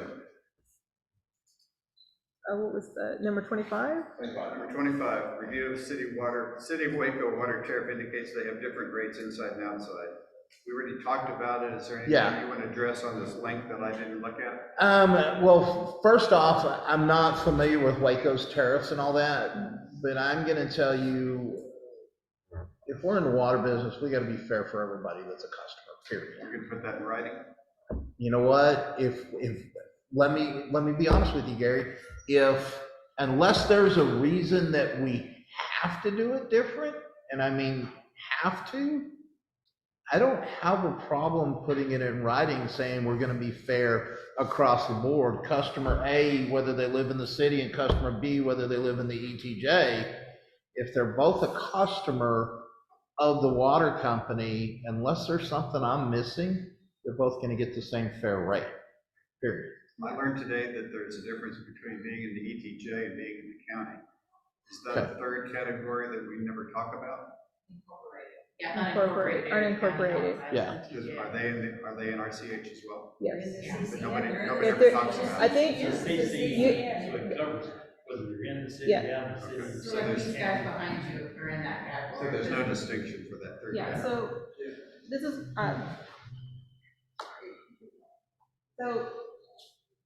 this area, I kind of try to make it easy for everybody to kind of see. This is what is considered like the service area, this green area. So forget about all this, this is gonna be an updated map. Adrian, just for the transcript, do you mind giving a verbal description of the, like, So- just like maybe get like cross streets of what you're talking about, so that somebody's listening would know On what the you're video, referring on to. the video, I'm sharing that image. Oh, excellent, okay. So this is the public water service area, okay, so this is kind of like, this is an old map that was turned in, and, so the city, what we're gonna be doing is we're gonna end up amending the map, what's the current actual people that are actually getting service from RCH. As you can see right here, if you look right here, this is, where Fireside is on, and Chisholm Crossing, one and two. One and two. One, two. One, two, and three. One, two, and three. Well, it's not on here yet, okay? And then there's Chisholm Crossing 4. Chisholm Crossing 4 is not even on the map. So, It's on the map, it's not green. it's not green, but what I'm saying is that when we turn in this amended map, all this whole area. So it's not, doesn't matter if you're inside the city or outside the city. The thing that we need to wrap your head around is that this is a water boundary. This is an area that we want to serve water from, okay? So it doesn't matter if you're inside the city, unincorporated area, in the ETJ, we want to make it clear that we need to start thinking about, this is your water service area, okay? Does that sound fair? Okay, and so when we start talking about like, okay, well, those outside the ETJ are gonna get a different rate, we want to make sure it's clear, our intent is to serve the customers equally. There is laws that are in there already for those out in the ETJ or unincorporated area, that if you have to get notified. You have to get notified within the 60-day day to let them know that there's gonna be a rate increase. So if there is a rate increase, the law's on your side to fight back on that. You would have to go to your local government, or the Public Utility Commission, and go there to fight back and say, I don't like this rate, and you don't agree with this rate, then you should show justification. If they show no justification of the reason why you have an increase in rate, then most likely then they will prove that, or decline, they will decline that rate increase. But if whoever it is, I'm hoping that it's us, I don't see us actually doing this, but if we did, you would have to, I should say, like, whoever the city is, who's ever on the council, to show justification. You have to show justification for that rate increase. But there's an application process. You have to fill out a form, and then you would express to that local government or the Public Utility Commission to express that we do not accept this rate, we don't like this idea. You have a right to be able to share your grievance that you do not like the rate increase. Yes, sir. Jerry Nickel Kentwood, are you referring to people outside the city, or does that apply to everyone regardless? Outside the city limits, ETJ, unincorporated area that's in the water service boundary. So people within the city don't have that right? No, you have the city council, you can come up to city council, or you can vote them out. And Adrian, I will send you a couple of, Sherry, Glendon, Austin Cars, I will send you a couple of really helpful things PUC sent me that has all the rate jurisdictions for the different kinds of water entities to include the city, and as well as the formal complaint process for rate changes and all that stuff. So there's some links that I think would be helpful in your package. Yeah, there's, oh, by the way, whenever you do the billing, the city would, Infomark would be handling our billing, but when you get all that information, there's requirements that they have to have a certain type of, it's like the legalese, if you will, of information to understand, like, what you're getting in your bill, how to respond whenever there's a complaint and all that. And also it tells you, like, if you have a dispute in your bill, I'm sure that you've heard, like, people having, like, these outrageous numbers of billing. Like, 1 minute you're having your bill, it's like $100 a month, and then boom, you get a $2,500 bill. Like, how did this happen? And you go to the RCH board and they just ignore you and just say, hey, you're just gonna have to make payments. Well, that's not how, with the city government, there's things that you can do, there's ways that you can be able to have, well, obviously your rate, your bill looked at, but there's also options, forgiveness programs that we can be able to offer, what the municipality can do. Yes, sir. Yeah, couple of things, just real quick. Your name, please. George here in Long Branch, I'm sorry. A couple of things real quick. Haven't really heard a whole lot from RCH other than water restrictions, don't water. We've all seen that, had that tax or had a sign placed in our neighborhood. But in the last week, I've had 2 different emails from RCH about our bill. And, you know, when you read these, they sound, you know, they sound pretty accommodating, pretty friendly. So my point to saying that is, if you're not at these meetings, or you're really not paying attention, the truth is, let's face it, the vast majority of people just have got day jobs and busy lives, and they just don't really understand. But this almost, when you read these, it almost puts the assumption close on you that, hey, the normal transition is great news. We've secured an agreement with Aqua to take care of the water. And if you don't know any better, you kind of think, hey, you know, this is great, we can get water. So let me ask you this, Sure. and my neighbor actually asked this question a while ago. How will we know when there's a vote? And how will the community at large just have an understanding? They can make up their own mind, good or bad. Sure. But how will they have an understanding of what they're really voting for? That's what this meeting is. So, Yeah. you have. We're trying to get information out to y'all. Yeah, we don't even have an HOA here.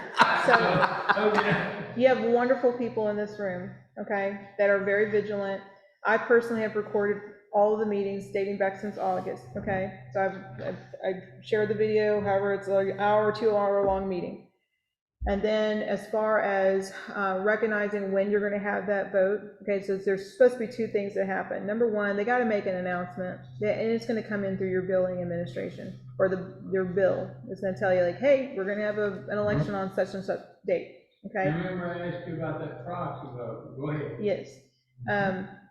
Second thing is, there's going to have to be a ballot, which is an entire separate envelope, and it looks like, it'll tell you exactly what is on the ballot, it'll tell you the ballot measure, all that. There's not gonna, yes, ma'am. It has, Really, they have to do that? they have to put it on there, and it's a separate entity that's gonna be, yeah, a third-party entity that's gonna be managing the actual voting process.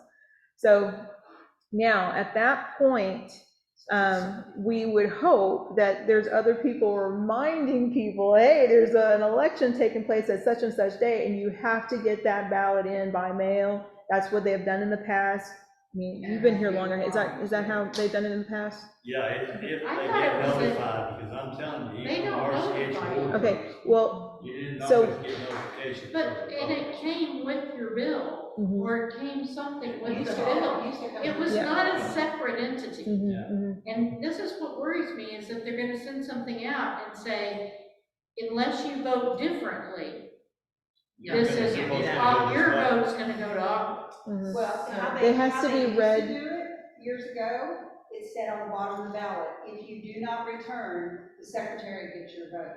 Right.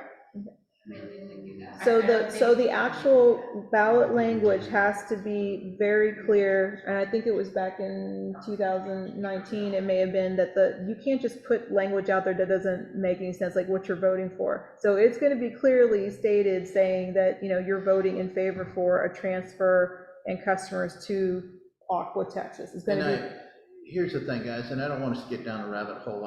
Those are good concerns. We're just as concerned about that. But Gary's trying to keep this focused. Do we have an answer for you on how that's going to come across in the ballot? I don't have 100% because we're not them. I'm not the one that's doing that. It's just like to your point, you've gotten emails. I've been a customer since 2016. My wife and I are set up. She does the online billing, the emails, all that stuff. I ain't got an email yet. But I did get something from Aqua Texas that said RCH customer. Well, if you know I'm a customer, then you know who I am. but it wasn't even addressed to me personally or to my wife personally. It said RCH customer. So there's a lot of, we could go down several rabbit holes with the conspiracy, the mismanagement, all that. Because if they've got enough, they can send you an email, then you should have gotten a bill, and most people haven't gotten a bill since April. Oh, one more thing to mention about that, the election, there is state code, which I hope that everyone gets familiar with that, so you can see if they did violate that election code, then yes, you can take action as members and stuff like that. I'm sorry. And you post that on your website? Ma'am? You post that on your website? The election code, yeah, yes, we can do that, and then. I don't wanna violate anything, so I'll ask y'all up front, if it's okay, myself and another neighbor have begun a petition, an official petition drive. I'm good, thank you. To add a measure onto that ballot that people actually have another choice to pick, and that is to transfer all the excess of operations to the city, which is. So I've got that, if anybody wants to talk to me about it, you're gonna see signs up and stuff, and we're gonna have a drive up here, somewhere. Here's what I'm gonna say. I think it's great. I'm not gonna tell anybody you can't do something or please stop. We're all in this together, and we're all concerned about where our water's coming from. We all pay our bills. We all expect to turn that faucet on and get water. Is it my fault as a representative of the city? No. Is it your fault as a customer? No. Everybody is busy doing this towards each other when the culprit is a company that's now trying to work in agreement with another company. That's not right. I face the same punishment you guys do because I'm a customer just like you. We need to focus on that's where the problem is, and the mismanagement for many, many years has been the problem. Mm-hmm. Yes, Paul. I'm gonna ask you to speculate. Okay, I'll do the best I can, but yes. So Paul Day from Green Hollow Ranch, given that the city clearly is holding all the legal cards, and you do, why is this still going in a completely different direction? Is there any conversation happening? Is there any understanding of what's happening in terms of what's going on behind the curtain? Well, basically, based on information that they have presented themselves, first off, the press releases, all that is all to try to, lull you to like, oh, it's a done deal, okay? And the other issue is that, remember that the filing that you would have to do, like it has to be approved by the Public Utility Commission. Yeah, so that's what's happening. So when you fill out this form, it's a 180-day period. So you're gonna hear the term like, oh, it's gonna be about 6 months to have an executed agreement. And so that's what's happening right now. They're buying time. So even if they do the billing and all that kind of stuff, all it is like, see, we've been operating, we got an interim agreement. They were doing exactly what we offered them, okay? It's the same thing, but the difference is somehow this for-profit entity, for whatever reason, they are saying that they're dangling a carrot, if you will, to say, hey, you'll get money if you vote for Aqua, because that we've heard meeting after meeting saying that Mr. Naylor is saying those things to those out in the ETJ. And that's why it's important to understand that what those laws are there and why they're there in place and what is being actually said does not match to what it says legally in the Texas statutes. Just a minute, Chair. For the answer on the speculation, do I think maybe there's some behind the scenes deals going on that we're not aware of? My gut feeling says yes, because why? The question was brought up, why would somebody like Aqua Texas want to take over the assets of RCH? Obviously, they see something from a financial standpoint for themselves that they could do something. What that is, I can't put my finger on it yet, but for a board of directors to go cold turkey on responding to us after they're the ones that said, yes, we want to turn it over to you. We just need this, this, and this, and we provided all that. They went cold turkey. I mean, I could tell you that the human being side of me, the one that likes to watch the mysteries and all that, goes, somebody's getting something somewhere. I just haven't found the tread yet. Yeah. This isn't their first rodeo, they do this for. Correct. The question that comes to my mind when I think about a for-profit Yes, sir. is look, we're in a lot higher interest rate environment today than we were in a year ago. Okay, now, I don't know this, but my instincts tell me that their funding probably comes through private equity.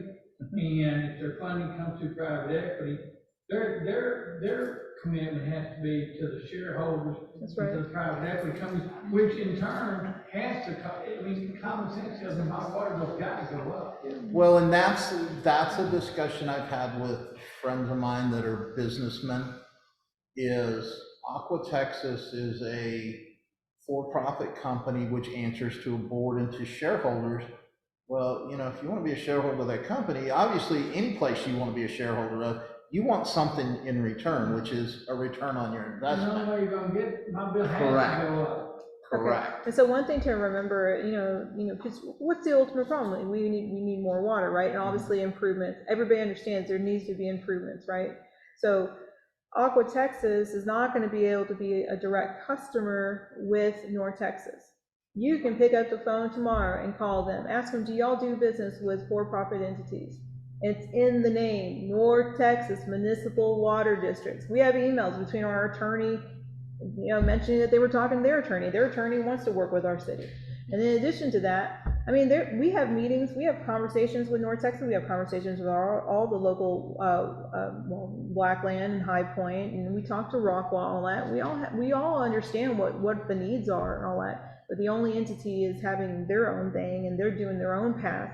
But at the end of the day, when people are asking like, oh, well, I'll look at Google reviews. We don't look at Google reviews on how bad a company is. We go with our relationships and who have had that firsthand knowledge of that particular entity and working with. And I can tell you. To include other cities that have them doing business in those areas. And we've had multiple entities, agencies, other, at different levels, and other former council people who have expressed to us and shared their own perspective of experiences and all that. So we take that into account of knowing that this is not a good fit for our area, for our city, for our community.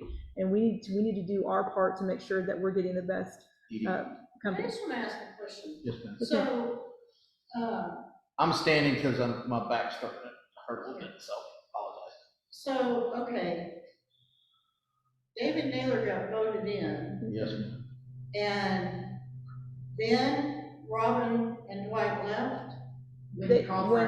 When there was a discussion for them, yes, it was, well, actually, this was the May meeting, yes, May 3rd. And at that meeting, he called for, they were talking about audit and all that, and it was right after that. Then there was a maintenance report, and Dwight, after he gave his maintenance report, he decided to quit. Okay, and so when did they quit talking to you? Before she left? Well, it would have had to be, because Naylor came in. So we had, can I, I'll talk yes, about that. You go ahead and answer. So when we had, we obviously knew, I was standing right there after the executive session, and she said, well, I needed his numbers to be able to do my job for accounting, okay? And she's like, after, I'll help you with the transfer, but after that, I'm done. And that was on May 3rd. This is after executive. She said that. I was standing right there because I was standing right behind her. So Mr. Naylor was, now he needs an operator. I mean, somebody needs to be in the station when there's nothing going on. Like, we need to know what's going on. So he ended up contacting Scott Mupperson over at Blackland, and they worked out a verbal agreement. And in addition to that, I think we started having meetings after that, trying to figure out strategically what we can do to be able to help out in the situation. It was like a friendly manner. And so there was an understanding for him to get a secure lockbox, which you can see outside. And so Blackland ended up offering to pay for that because he didn't have access to any of the funding at that point. The bank accounts. She already left. this point? No, ma'am, she was still there until, I mean, she helped out until like that Monday. She turned over a dump drive that Monday morning and some alleged files. But This is how bad the conversations, how bad it was when they ceased to exist. That lockbox, that payment box, for lack of any other words, was put out there, and we did that out of the goodness of our heart. You need a place to have your billing come since the whole debacle of her quitting and everybody quitting. Yeah, we'll let you put a lockbox out there. Yeah. We had to certify mail send the keys to him because they wouldn't even come by and pick up their own keys to the lockbox. We allowed them to put out here in front of City Hall to help them out. and also to answer your question about, we ended up, we had, look, we need to have a meeting with everybody. We need to have a meeting with Blackland mayor. And I said specifically, I need to make sure that I'm elected at that, I'm in office. So I got in on the 17th, so the meeting was gonna be held the next day.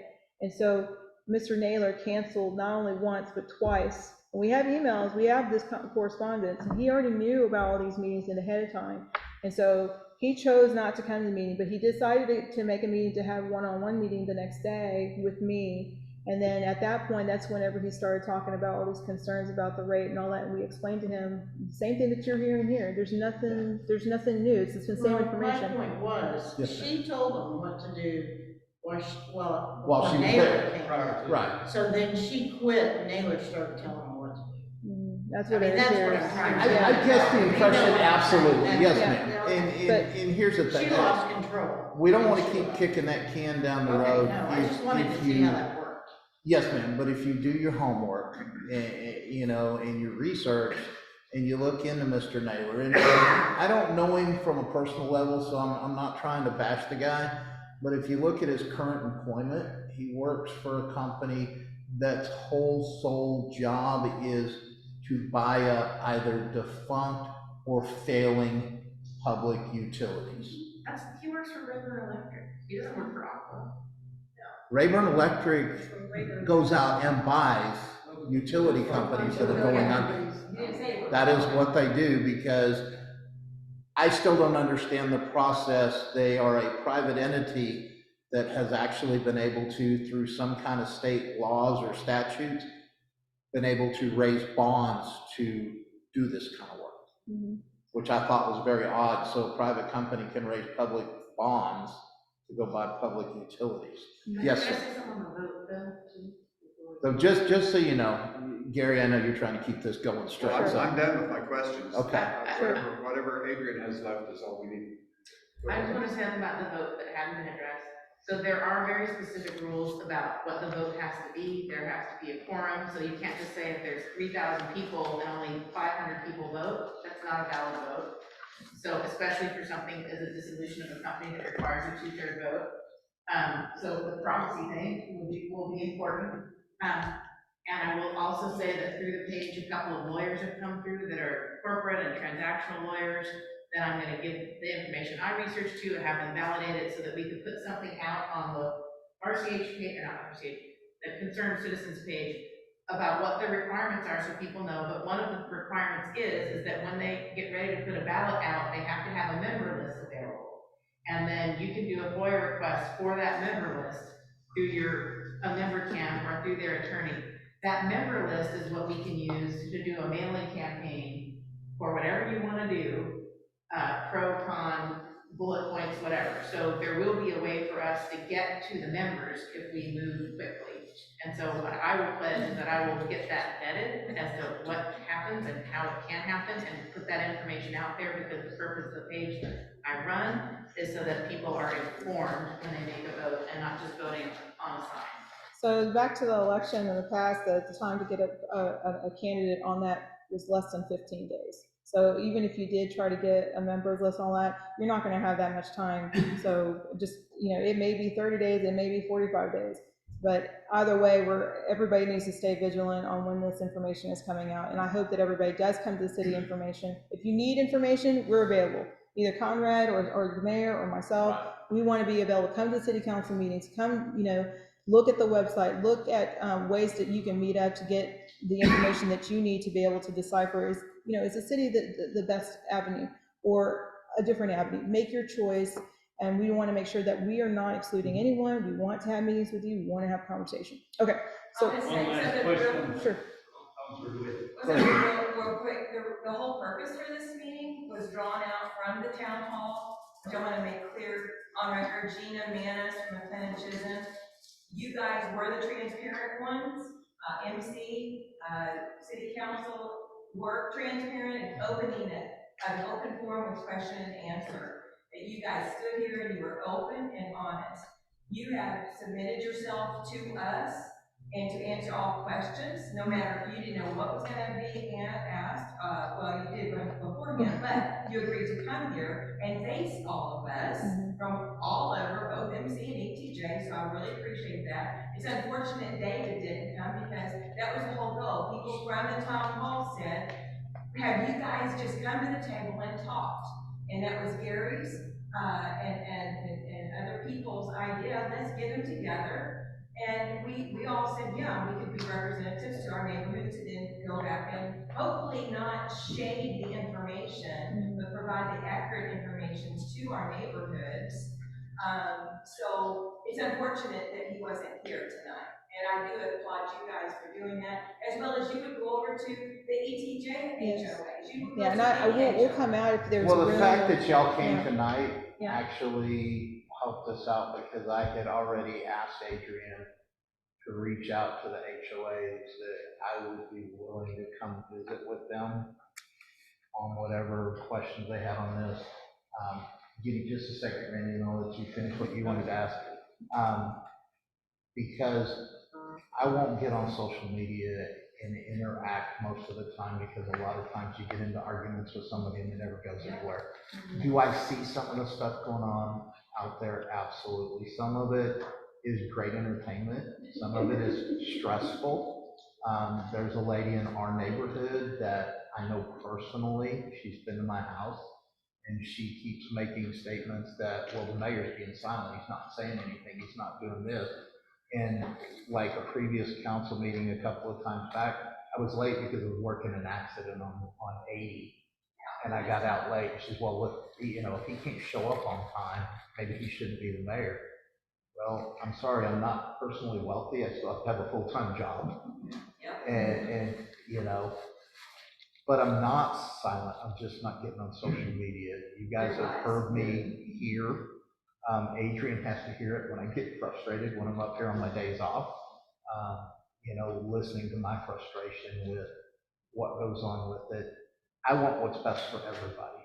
I don't get anything out of this other than the satisfaction that maybe I can leave McLendon Chisholm better than I found it. Other than that, I don't get a dime.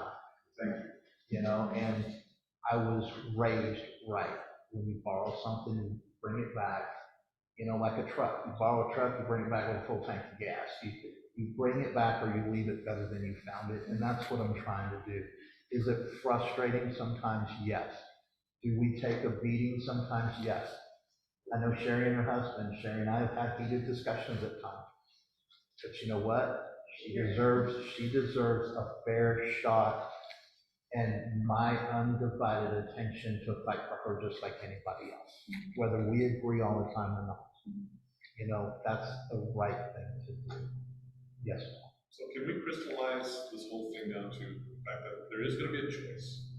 The Absolutely. choice is coming down to really two things. Like, it seems like a lot of people have these different ideas, but it really seems like your position is to force it down to a choice. So either they're going to give themselves to Aqua or they're going to come over to the city, right? The assets. Right? It's going to be one or the other. Right? There's not going to be some third or fourth or fifth option, something like this. If there is, I'm not aware of it. Yes. What I'm saying is we would crystallize it down to those two options. David Davis said in a meeting It's the not other permanent. night, David Davis said in a meeting 2 nights ago, that if they go to Plan B is for RCH just to remain. Well, if we turn it down, right. this, I got this from someone who actually was at the meeting. If we turn down Aqua, what their Plan B is to maintain RCH. And based on that interim agreement, that's what it is here. And then, okay. Yes, Randy's been waiting patiently. Sherry made a comment a while ago that, when we have this quote vote, it can't be just a portion, it's gotta be a majority of the vote to be able to do it. Correct. I can tell you, on past elections for RCH board, until this past one, it was never a third party that counted votes. So my question is, even though this was counted votes, was it a legitimate election that they never got elected? It wasn't enough voters, I'm not sure if the board member election requires a 2/3 vote, it may have just been required a majority of votes. This particular thing, because you're dealing with property, it has to be the majority vote.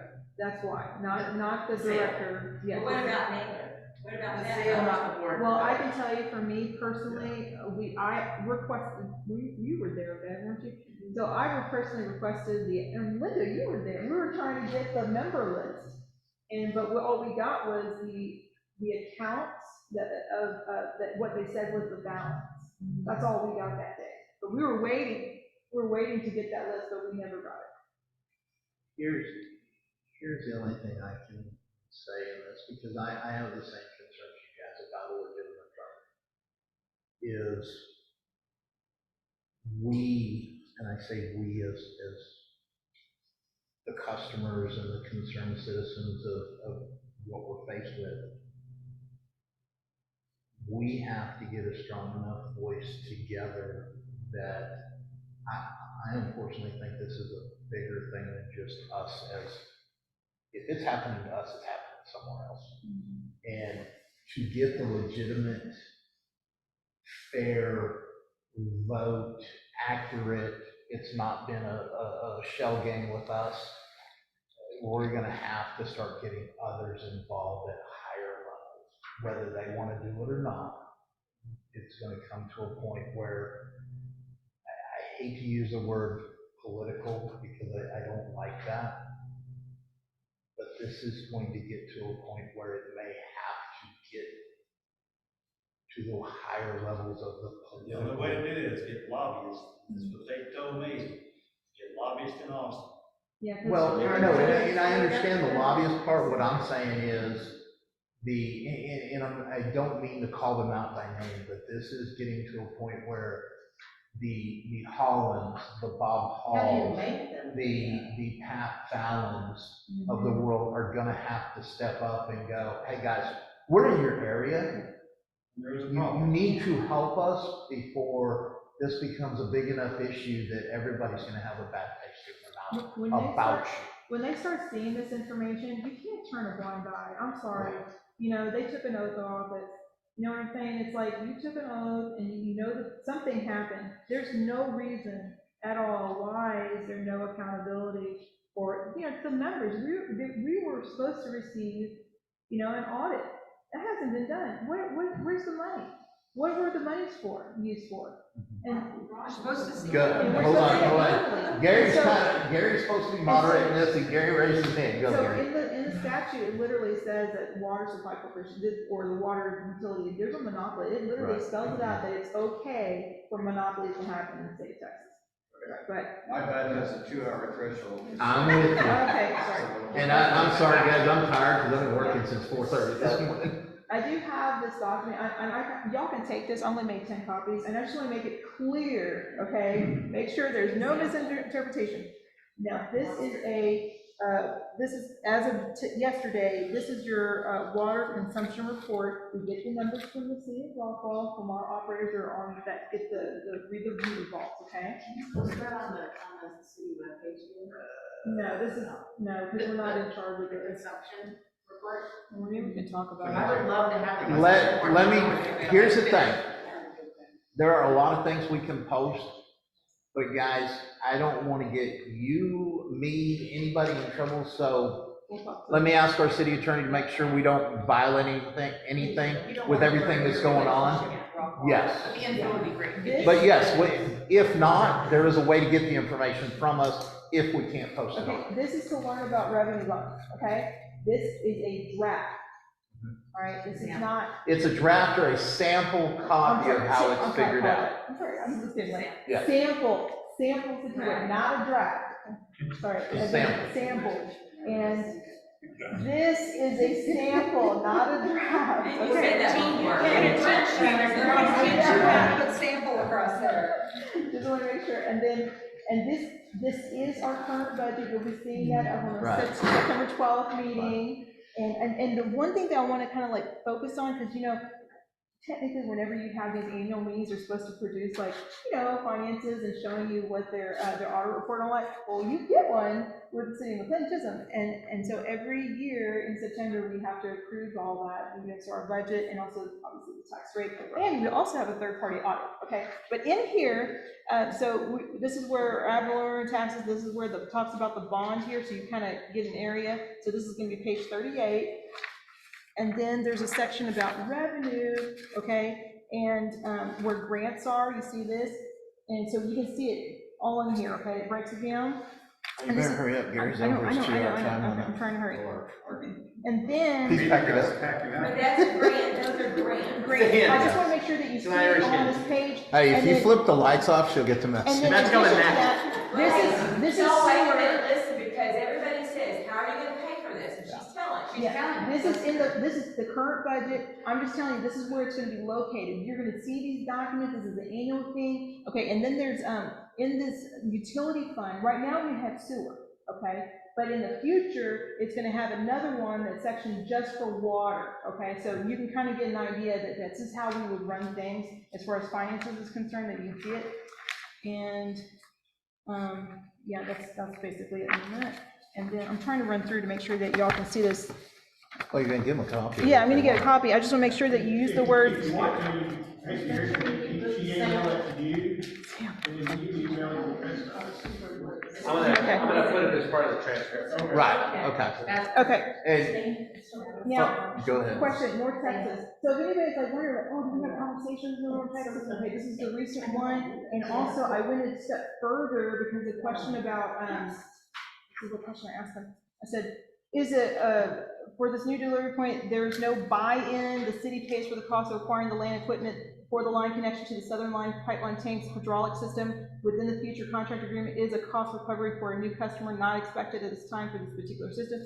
He wrote, this is from North Texas, they wrote in red, so whenever you see it, these are real emails, this is actual latest correspondence with them.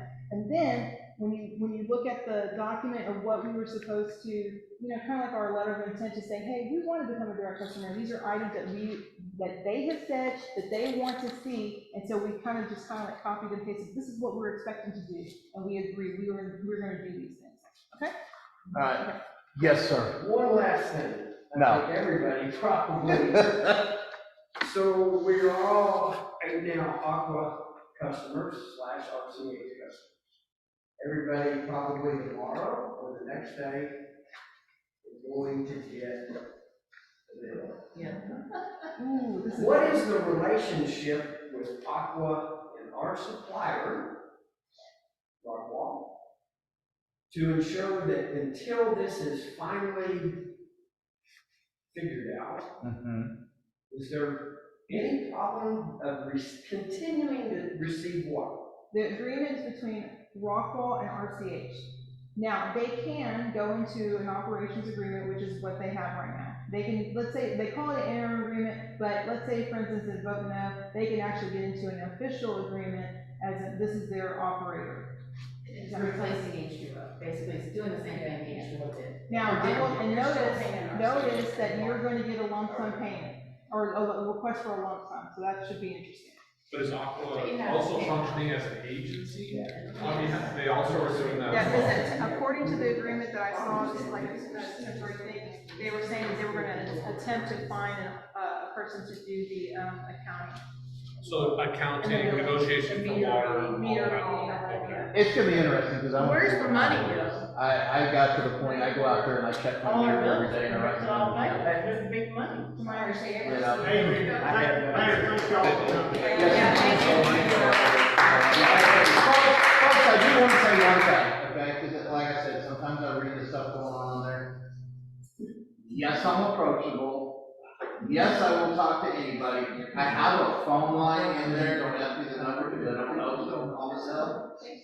But if you find me on my mayor's Facebook page, my cell phone has been on there since the day I installed it. You know how many phone calls, somebody asked me the other day, well, isn't that dangerous, how many phone calls have you got on your cell phone?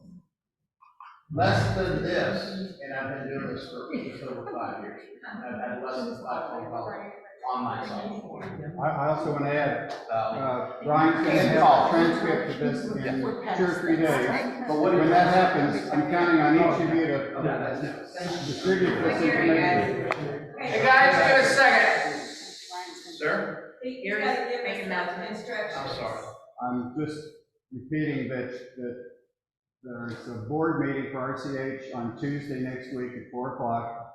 We might need to get this information out ASAP so that people have a chance, before they go to that meeting and complain to high heaven, that they've got this information in their back pocket. So Absolutely. watch the email and distribute it as quick as you can. Sure. Adrian, does that also include this packet that